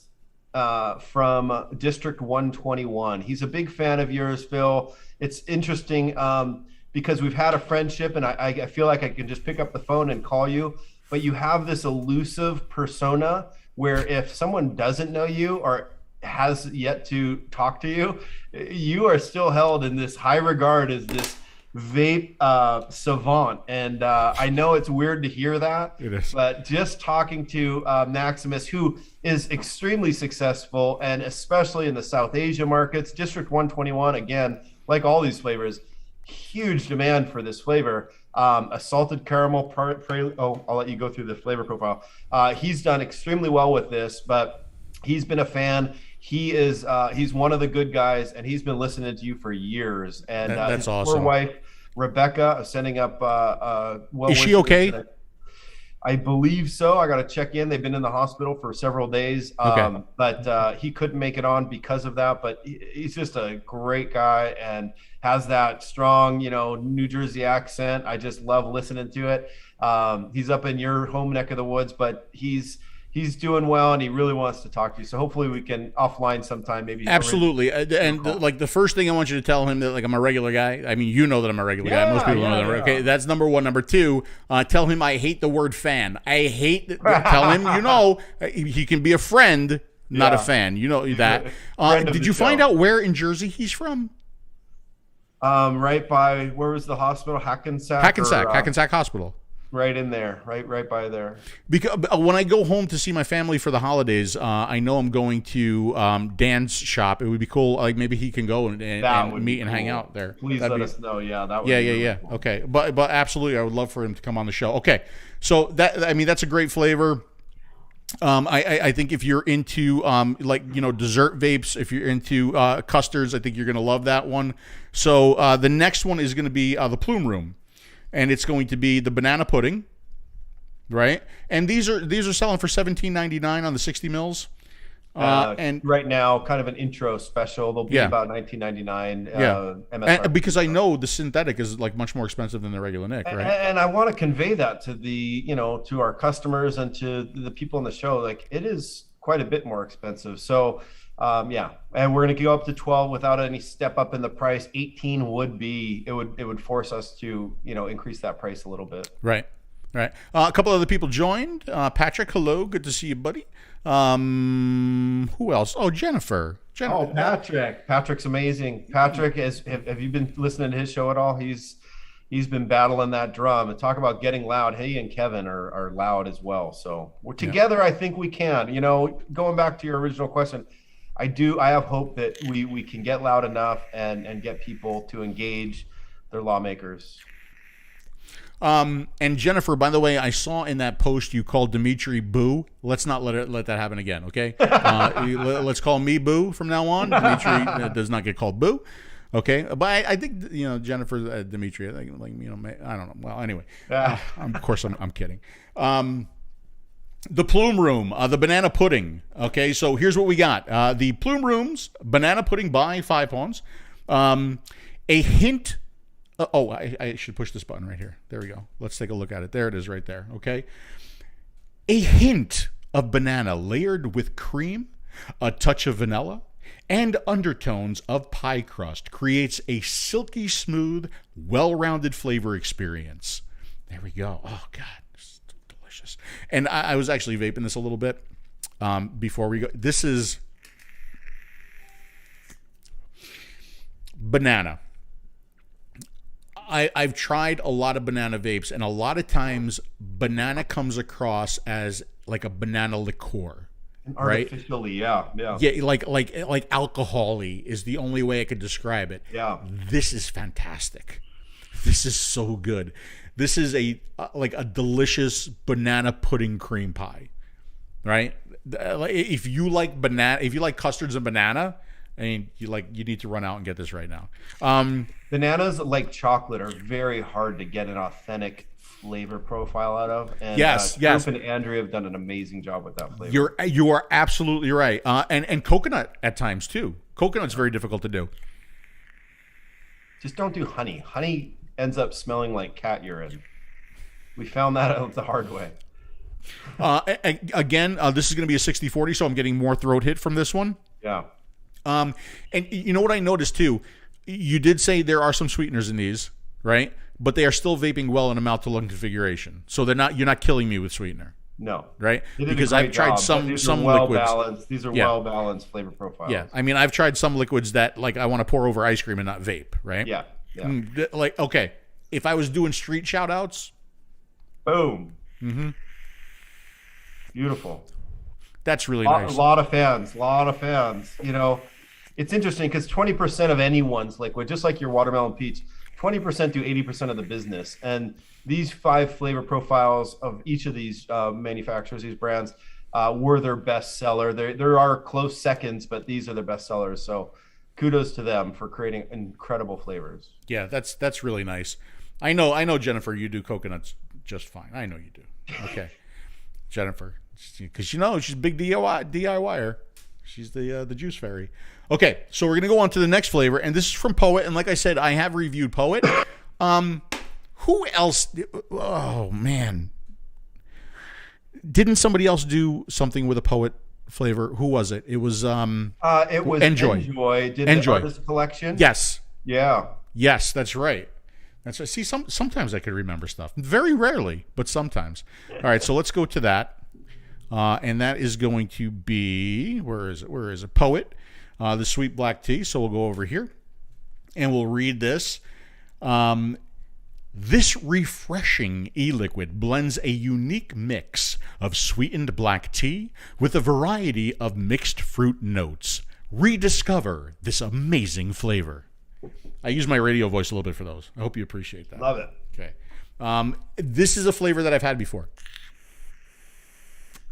We had a focus group, and we had a gentleman from a store in South Carolina, Planet Vapor. His name was Joshua. He served the military for several years, and he's their top salesperson. He loves Five Ponds. We're grateful for him. But we came in and we had him taste all these, and talking about evocative flavor profile, something that evokes an emotion.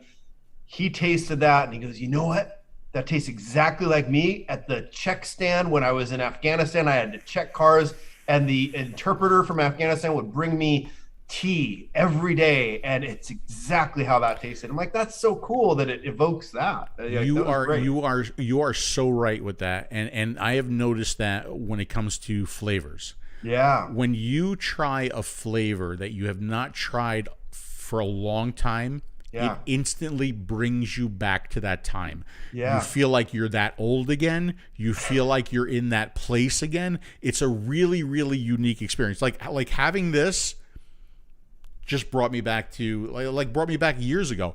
And I happen to be a big tea fan. Green peach tea was my jam for a long time, and I still Delaware Vapor. I still vape that. I have bottles of it back there. Oh yeah. So this one. So you do get that black tea, but you get that sweetened black tea. It's not like a Lipton powder tea. Right. It is like a brewed tea with sweetener on top of it. if you like tea vapes, I mean, there's no way you can go wrong with this. This is absolutely delicious. I know, John. John said, I thought you're not able to be here for the live show. I saw something you wrote something before.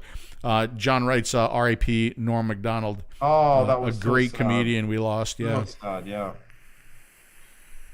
Hilarious. That guy is awesome. this is really good. There's a depth to it. There's just a lot of depth. All of these flavors, but this one's. Well, yeah, but like that's 𝗵𝗵𝗶𝗹 MO. Is depth of flavor, is 100%. layering of flavors. You never came out with like a simple flavor. You always had a very, very complex flavor with a delicious description that goes along with it.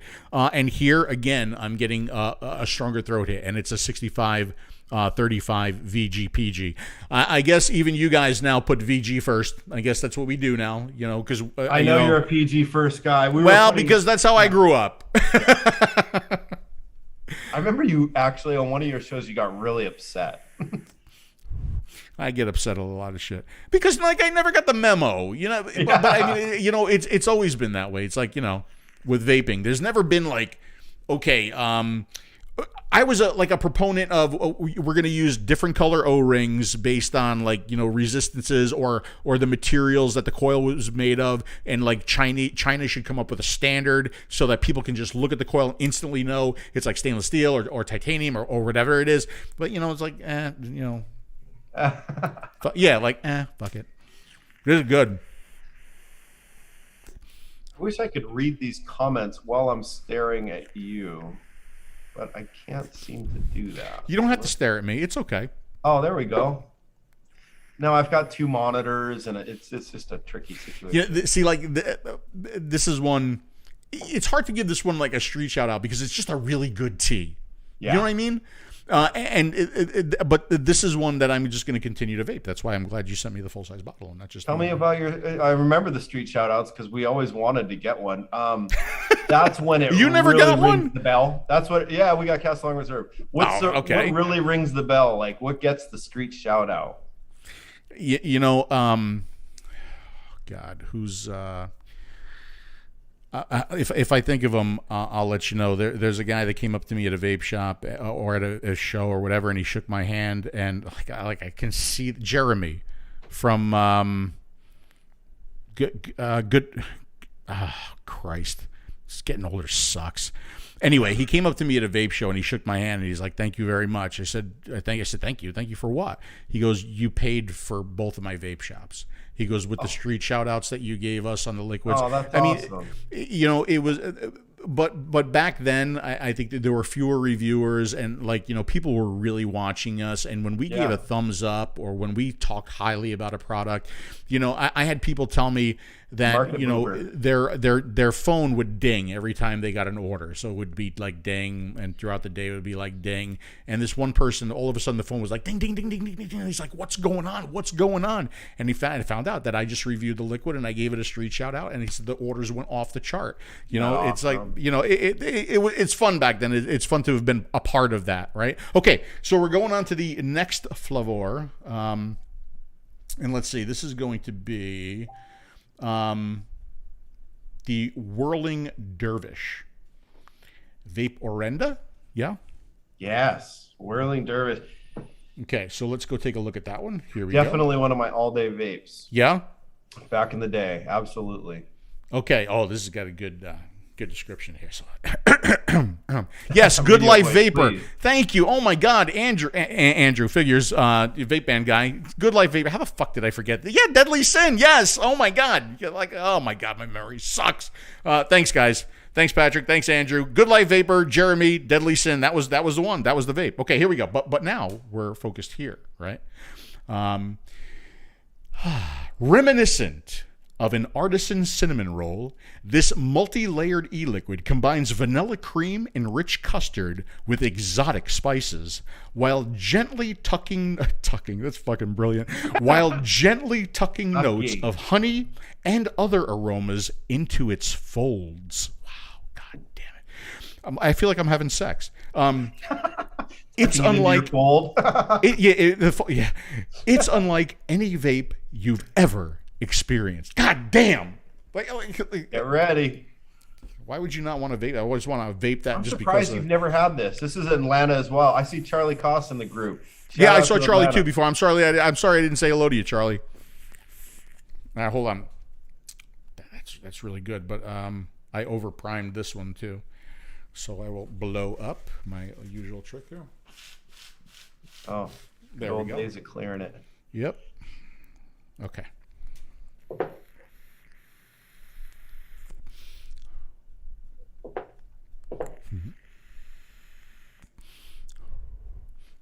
Again, a better throat hit, a good throat hit on this one too.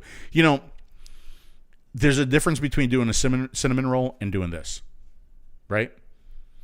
This is like a spiced 𝗬𝗨 latte with That yeah, that's what I'm saying. It's not there's just a cardam- cinnamon roll. There's It's like cardamom in this. This is a complex, so much flavor. more than a cinnamon roll, right? You need to spend time with this one. Yeah. calling this a cinnamon roll vape is like calling Castle Long Reserve RY4. Right. It's like Yeah, you no, know. I'm with you on that. Mm-hmm. It's complex. It's the cardamom. Like he's used these recipes. They would shock you. They're long. The lists are long. That's yeah, of course there's cinnamon roll in that. But like when I see exotic spices, yeah, absolutely. And I'm getting the notes of honey. It's just so complex and it's so good, and it is not in your face cinnamon roll. Like this will appeal to a bakery vapor. This will appeal to somebody who likes a unique spice vape. Yeah. This will even appeal, in my opinion, to a tobacco vapor. Yeah. Well, funny thing is these have an element of tobacco. Absolutely, this across does. the board. Yeah. Absolutely, That's this kind of does. the tie that binds them together. By the way, I don't know if you could tell, but my taste buds are back about 85, maybe 85% from COVID, right? Oh. Yeah, Oh, so yeah, they're good. finally back enough that I could enjoy this experience, because like about a month ago, I'd be like, it tastes good. I have fucking no idea, right? No, this is Welcome nice. back. And again, like none of these are overly sweet. Otherwise, like I would say something. These are all really good. It's so fun to have them around the office. I have them all, and they just sit on my desk, and I filter through them. They're wonderful. It's great to have these guys on board. You guys should try these.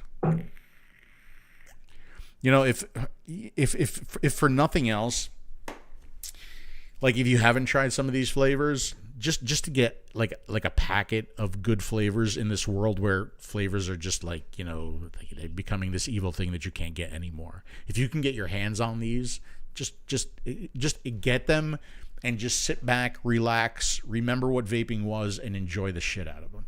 It's so funny you say that, because Michael just wrote, reminds me of the good old days at the Five Ponds Tasting Bar.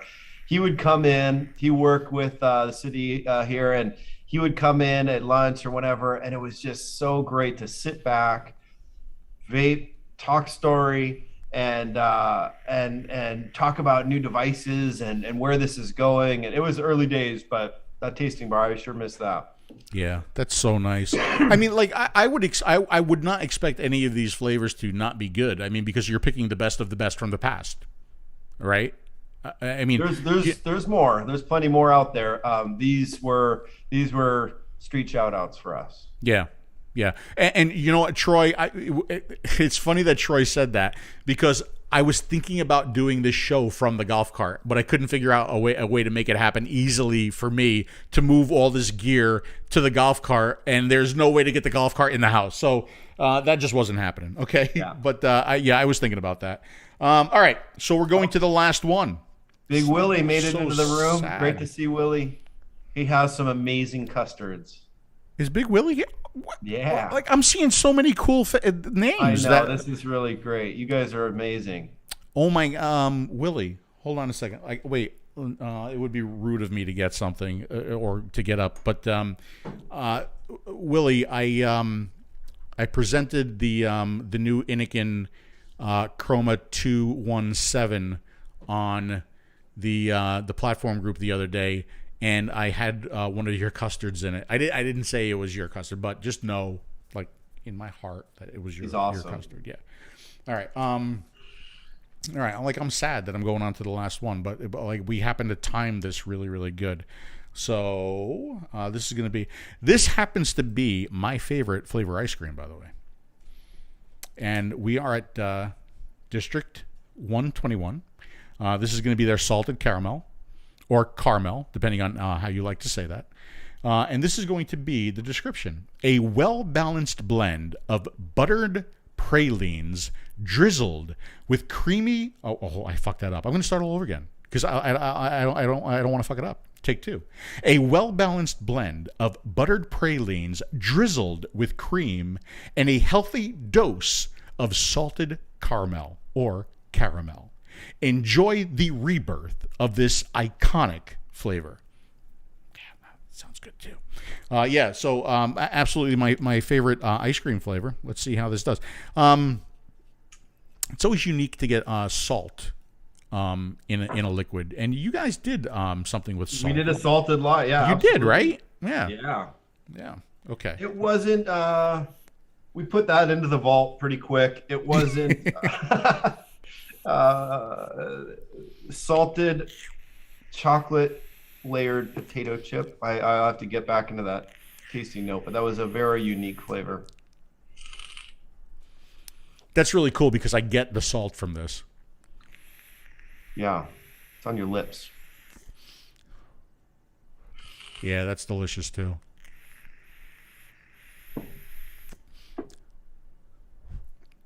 You get the richness from the pralines. Prominent caramel.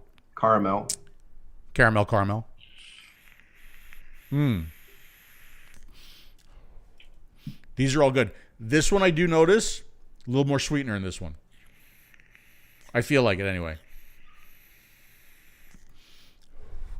I'm getting that little bit as it goes back on the palate. You get that, like it's like a weird, it's like a coating sensation on your palate when I get sweetener. So I'm getting a little bit of that on the way down, but a delicious flavor. Also, again, on this one, I'm getting a little bit less throat hit, and I just took a look. It is a 70% VG, right? So some of these, I'm vaping these flavors in a mouth to lung representation, right? I'm using a mouth to lung, but I think this one is going to be a little bit better in a restricted direct lung or a direct lung device, right? But a delicious flavor, absolutely. They do make a salt version as well. We haven't come up with that yet, but most likely going to have some salts available. If you go on Instagram and just look up District 121, it's pretty amazing at their Malaysian and Indonesian following. It's pretty massive. And Cosman and the good guys over there in Illinois are part of that success as well, like those guys. Willie says, is it bad? I found a bottle of Black Flag Fallen and want to vape it. It's not bad at all. With full disclosure, that would be an experiment of your own. That was a 2016 release, so good luck, and I'm very interested to hear how that tastes. I'm a fan of older steep liquid, to tell you the truth. That's by the way, that is a delicious flavor too. One thing that I will say, there's a unique aftertaste on that one too, the salted caramel. Aftertaste unpleasant? No, pleasant. That's why I'm going I'm not going I'm going difference. Really nice. The one thing that I will say about all of these flavors is balanced, right? There's like nothing where it's like it smacks you in the face and then there's all these undertones. It's just like everything is just so like well balanced. These are mature flavors. Like They are. You They can are, tell but- you can tell that like a lot of thought went into these flavors. Yeah, right? 100%. That's Not like, I mean, I know ice flavors are really popular right now, but it's like it seems like they lay down a little bit of fruit and they just like ice the shit out of it, right? And it's like as long as it's throat crushing, people are happy. But this is so different. Right. This is so different. All delicious flavors. Strongly recommend people going out and trying these. You don't ship to all states? I see some people are asking. We're shipping to as many states as we can legally. So yes, we have a widget on our website where they can put in their zip code. We are trying to work with some distributors on this. Our orchard line is being carried by Medusa and Demand Vape and VSR, and we're working on developing more relationships. We want this to go everywhere. With 5 Ponds, we were very restrictive. We just knew that a lot of distributors back in the day would blow out a line if it wouldn't sell well and it could kill a brand. So we never really went the distributor route. So now we're opening these up to distributors because we want these to go far and wide. And we want to support the U.S. market. These are U.S. brands. And we want those to proliferate because we see even internationally with regulations, a lot of local brands are really dominating in France and in Europe. We want U.S. brands to remain iconic and a staple in every market, and so that's why we're bringing these back. And we have a focus on U.S. distribution right now. So if anyone knows anyone that would like to carry this and open it up to the masses, we are game. We have some conversations going, but any referrals are greatly appreciated. Stores as well. And you see hopefully if there's some success here. I mean, you do see this legacy line growing, right? Yeah, 100%. We look, it was really interesting, Phil, when we went in through COVID, right? We let everyone go home and we continued to pay them, and there was no way we were going to close down our business as our governor had required us to. We came in, we're packing orders, we're dealing with everything, and we found so many inefficiencies with our process that we're able to really lean up and take care of things. We realized that our lab and manufacturing processes are pretty streamlined, and we want to bring more under the fold and utilize those our resources. And so we are going to bring more lines in, and we're going to continue to utilize non-tobacco derived nicotine to get more products on the shelves for retailers, especially if we have a window that is finite. I hope that isn't the case, and I hope we can get loud and fight this and keep products on the market. But back to what we were talking about originally is we need to get loud, and we have so many, Army Man Brad, all these guys that Green-Eyed Lady, thank you for being here, Jennifer, Labworks, all you guys. We have a great army of folks. I'm a foot soldier. I'm a pawn. We're all pawns in this game, right? And it's apropos. The name of our brand is the 5 senses of the human palate: bitter, salty, sour, sweet, and savory. However, it also is a play on, we're pawns in this game, and we're arm in arm and side by side with Phil and Dimitri and Conley and Amanda, and we want to rise up. We as a group, but also for our world. So there's more to come. Someone just mentioned 𝗶𝗵𝗶𝗹 Bounty. We've been in deep conversations with them and talking to Willie, and there's definitely some people we want to bring back in the fold. So we're talking about flavors that bring you back. Like for me on this tasting, Poet was the one that brought me back, right? Poet was the one brought you back to that moment. Yeah, right. This is the one that elicited an emotional response, right? If I were to try 𝗶𝗵𝗶 Bounty today, that would bring me instantly to Montauk, Long Island on my father's boat. I would taste it would awesome. Literally transport me there. So great. Jay, I remember telling you that I doubt this show was going to go 2 hours, and here we are breaking the 2-hour barrier. Oh wow, look at that! I know, nice. and I want to let you go, but there's a couple more questions that came in, and let me just ask them real quick, and then we'll let Jay go. But okay, are there any tobacco flavors in your line? So we have Black Flag Risen, which is a mocha dusted walnut espresso with a black truffle cream. It's very rich. And it's got a flue cured Virginia tobacco. It's I hate to toot our horn, but that is a very complex, wonderful profile. A French reviewer just put a review that I couldn't believe he's gonna write an author. The guy was amazing. So that one's available, and then we have 3 tobaccos that are nondescript that were really designed for like a New York, right? So we have Elo, Royal, and Kingside, and those are all tobaccos, and those go from 0 to 18 milligram. Elo is Brazilian fruits with a Havana, a Brazilian tobacco. Royal is Havana tobacco with tropical fruits, mangoes, papayas, passion fruit. And then the Kingside are rich dark berries from the US with a burley tobacco, which is great. So thank you to you guys for supporting. I really appreciate it. I'll make a recommendation too. If you want to try something that's not a tobacco, that you might feel like you're getting a tobacco while you're still getting something very, very complex and delicious. This whirling dervish, believe it or not, there's something about that like I just feel like somebody who enjoys a tobacco would enjoy this flavor. Okay. Yeah. Do you ship to Jersey? Someone please reach out to me. We would love to find a way. Well, Medusa, I don't want to, we're on the network here. Who knows? I don't know if it's possible or not, but yeah, through Medusa, we're working on that angle. Okay.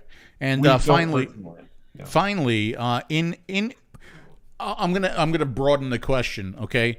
In any of the flavors, in any of these flavors, or in any of the 5-pawn flavors, are there any proprietary flavors that you're using to make your blend? Absolutely.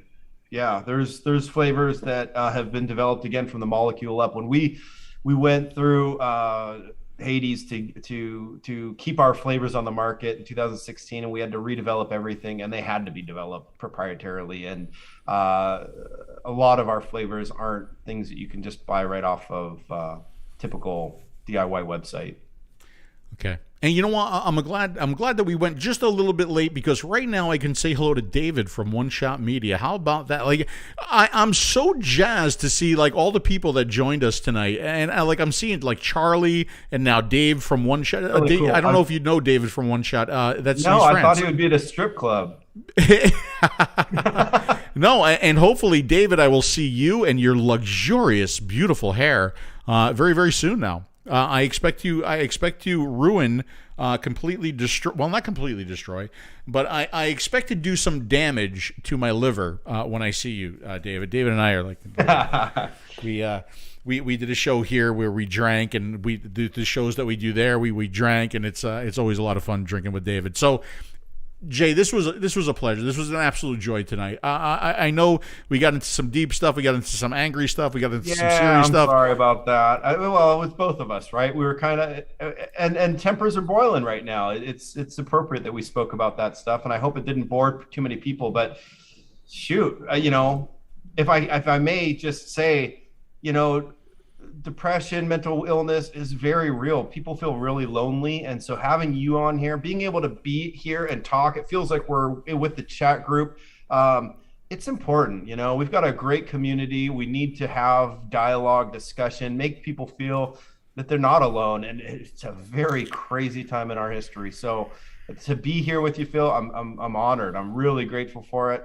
I saw Andrew talk about vape meets. I really wish we could get vape meets going again. We used to send boxes of liquid to vape meets in Alabama and all over the country. And it was just people that go to a coffee shop, get together, shoot the shit, and taste flavors and help people get off of cigarettes. So hopefully that comes back, a groundswell of peer-to-peer support. And I feel like that's what your show does. And I miss Dimitri, but it was really cool to get some time to just be with you, talk to you and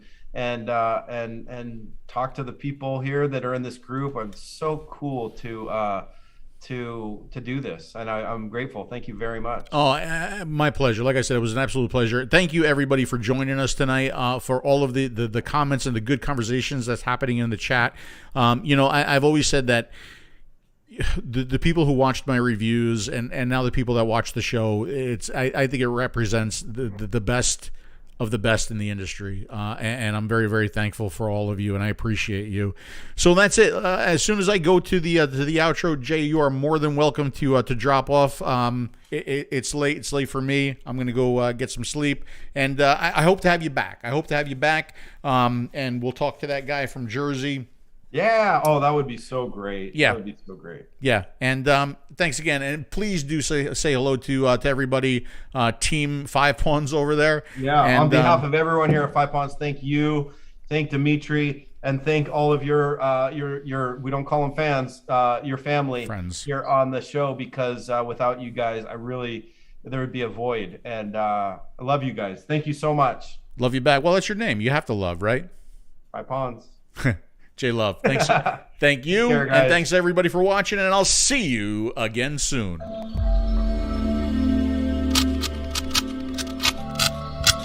Thanks, dude. You're awesome.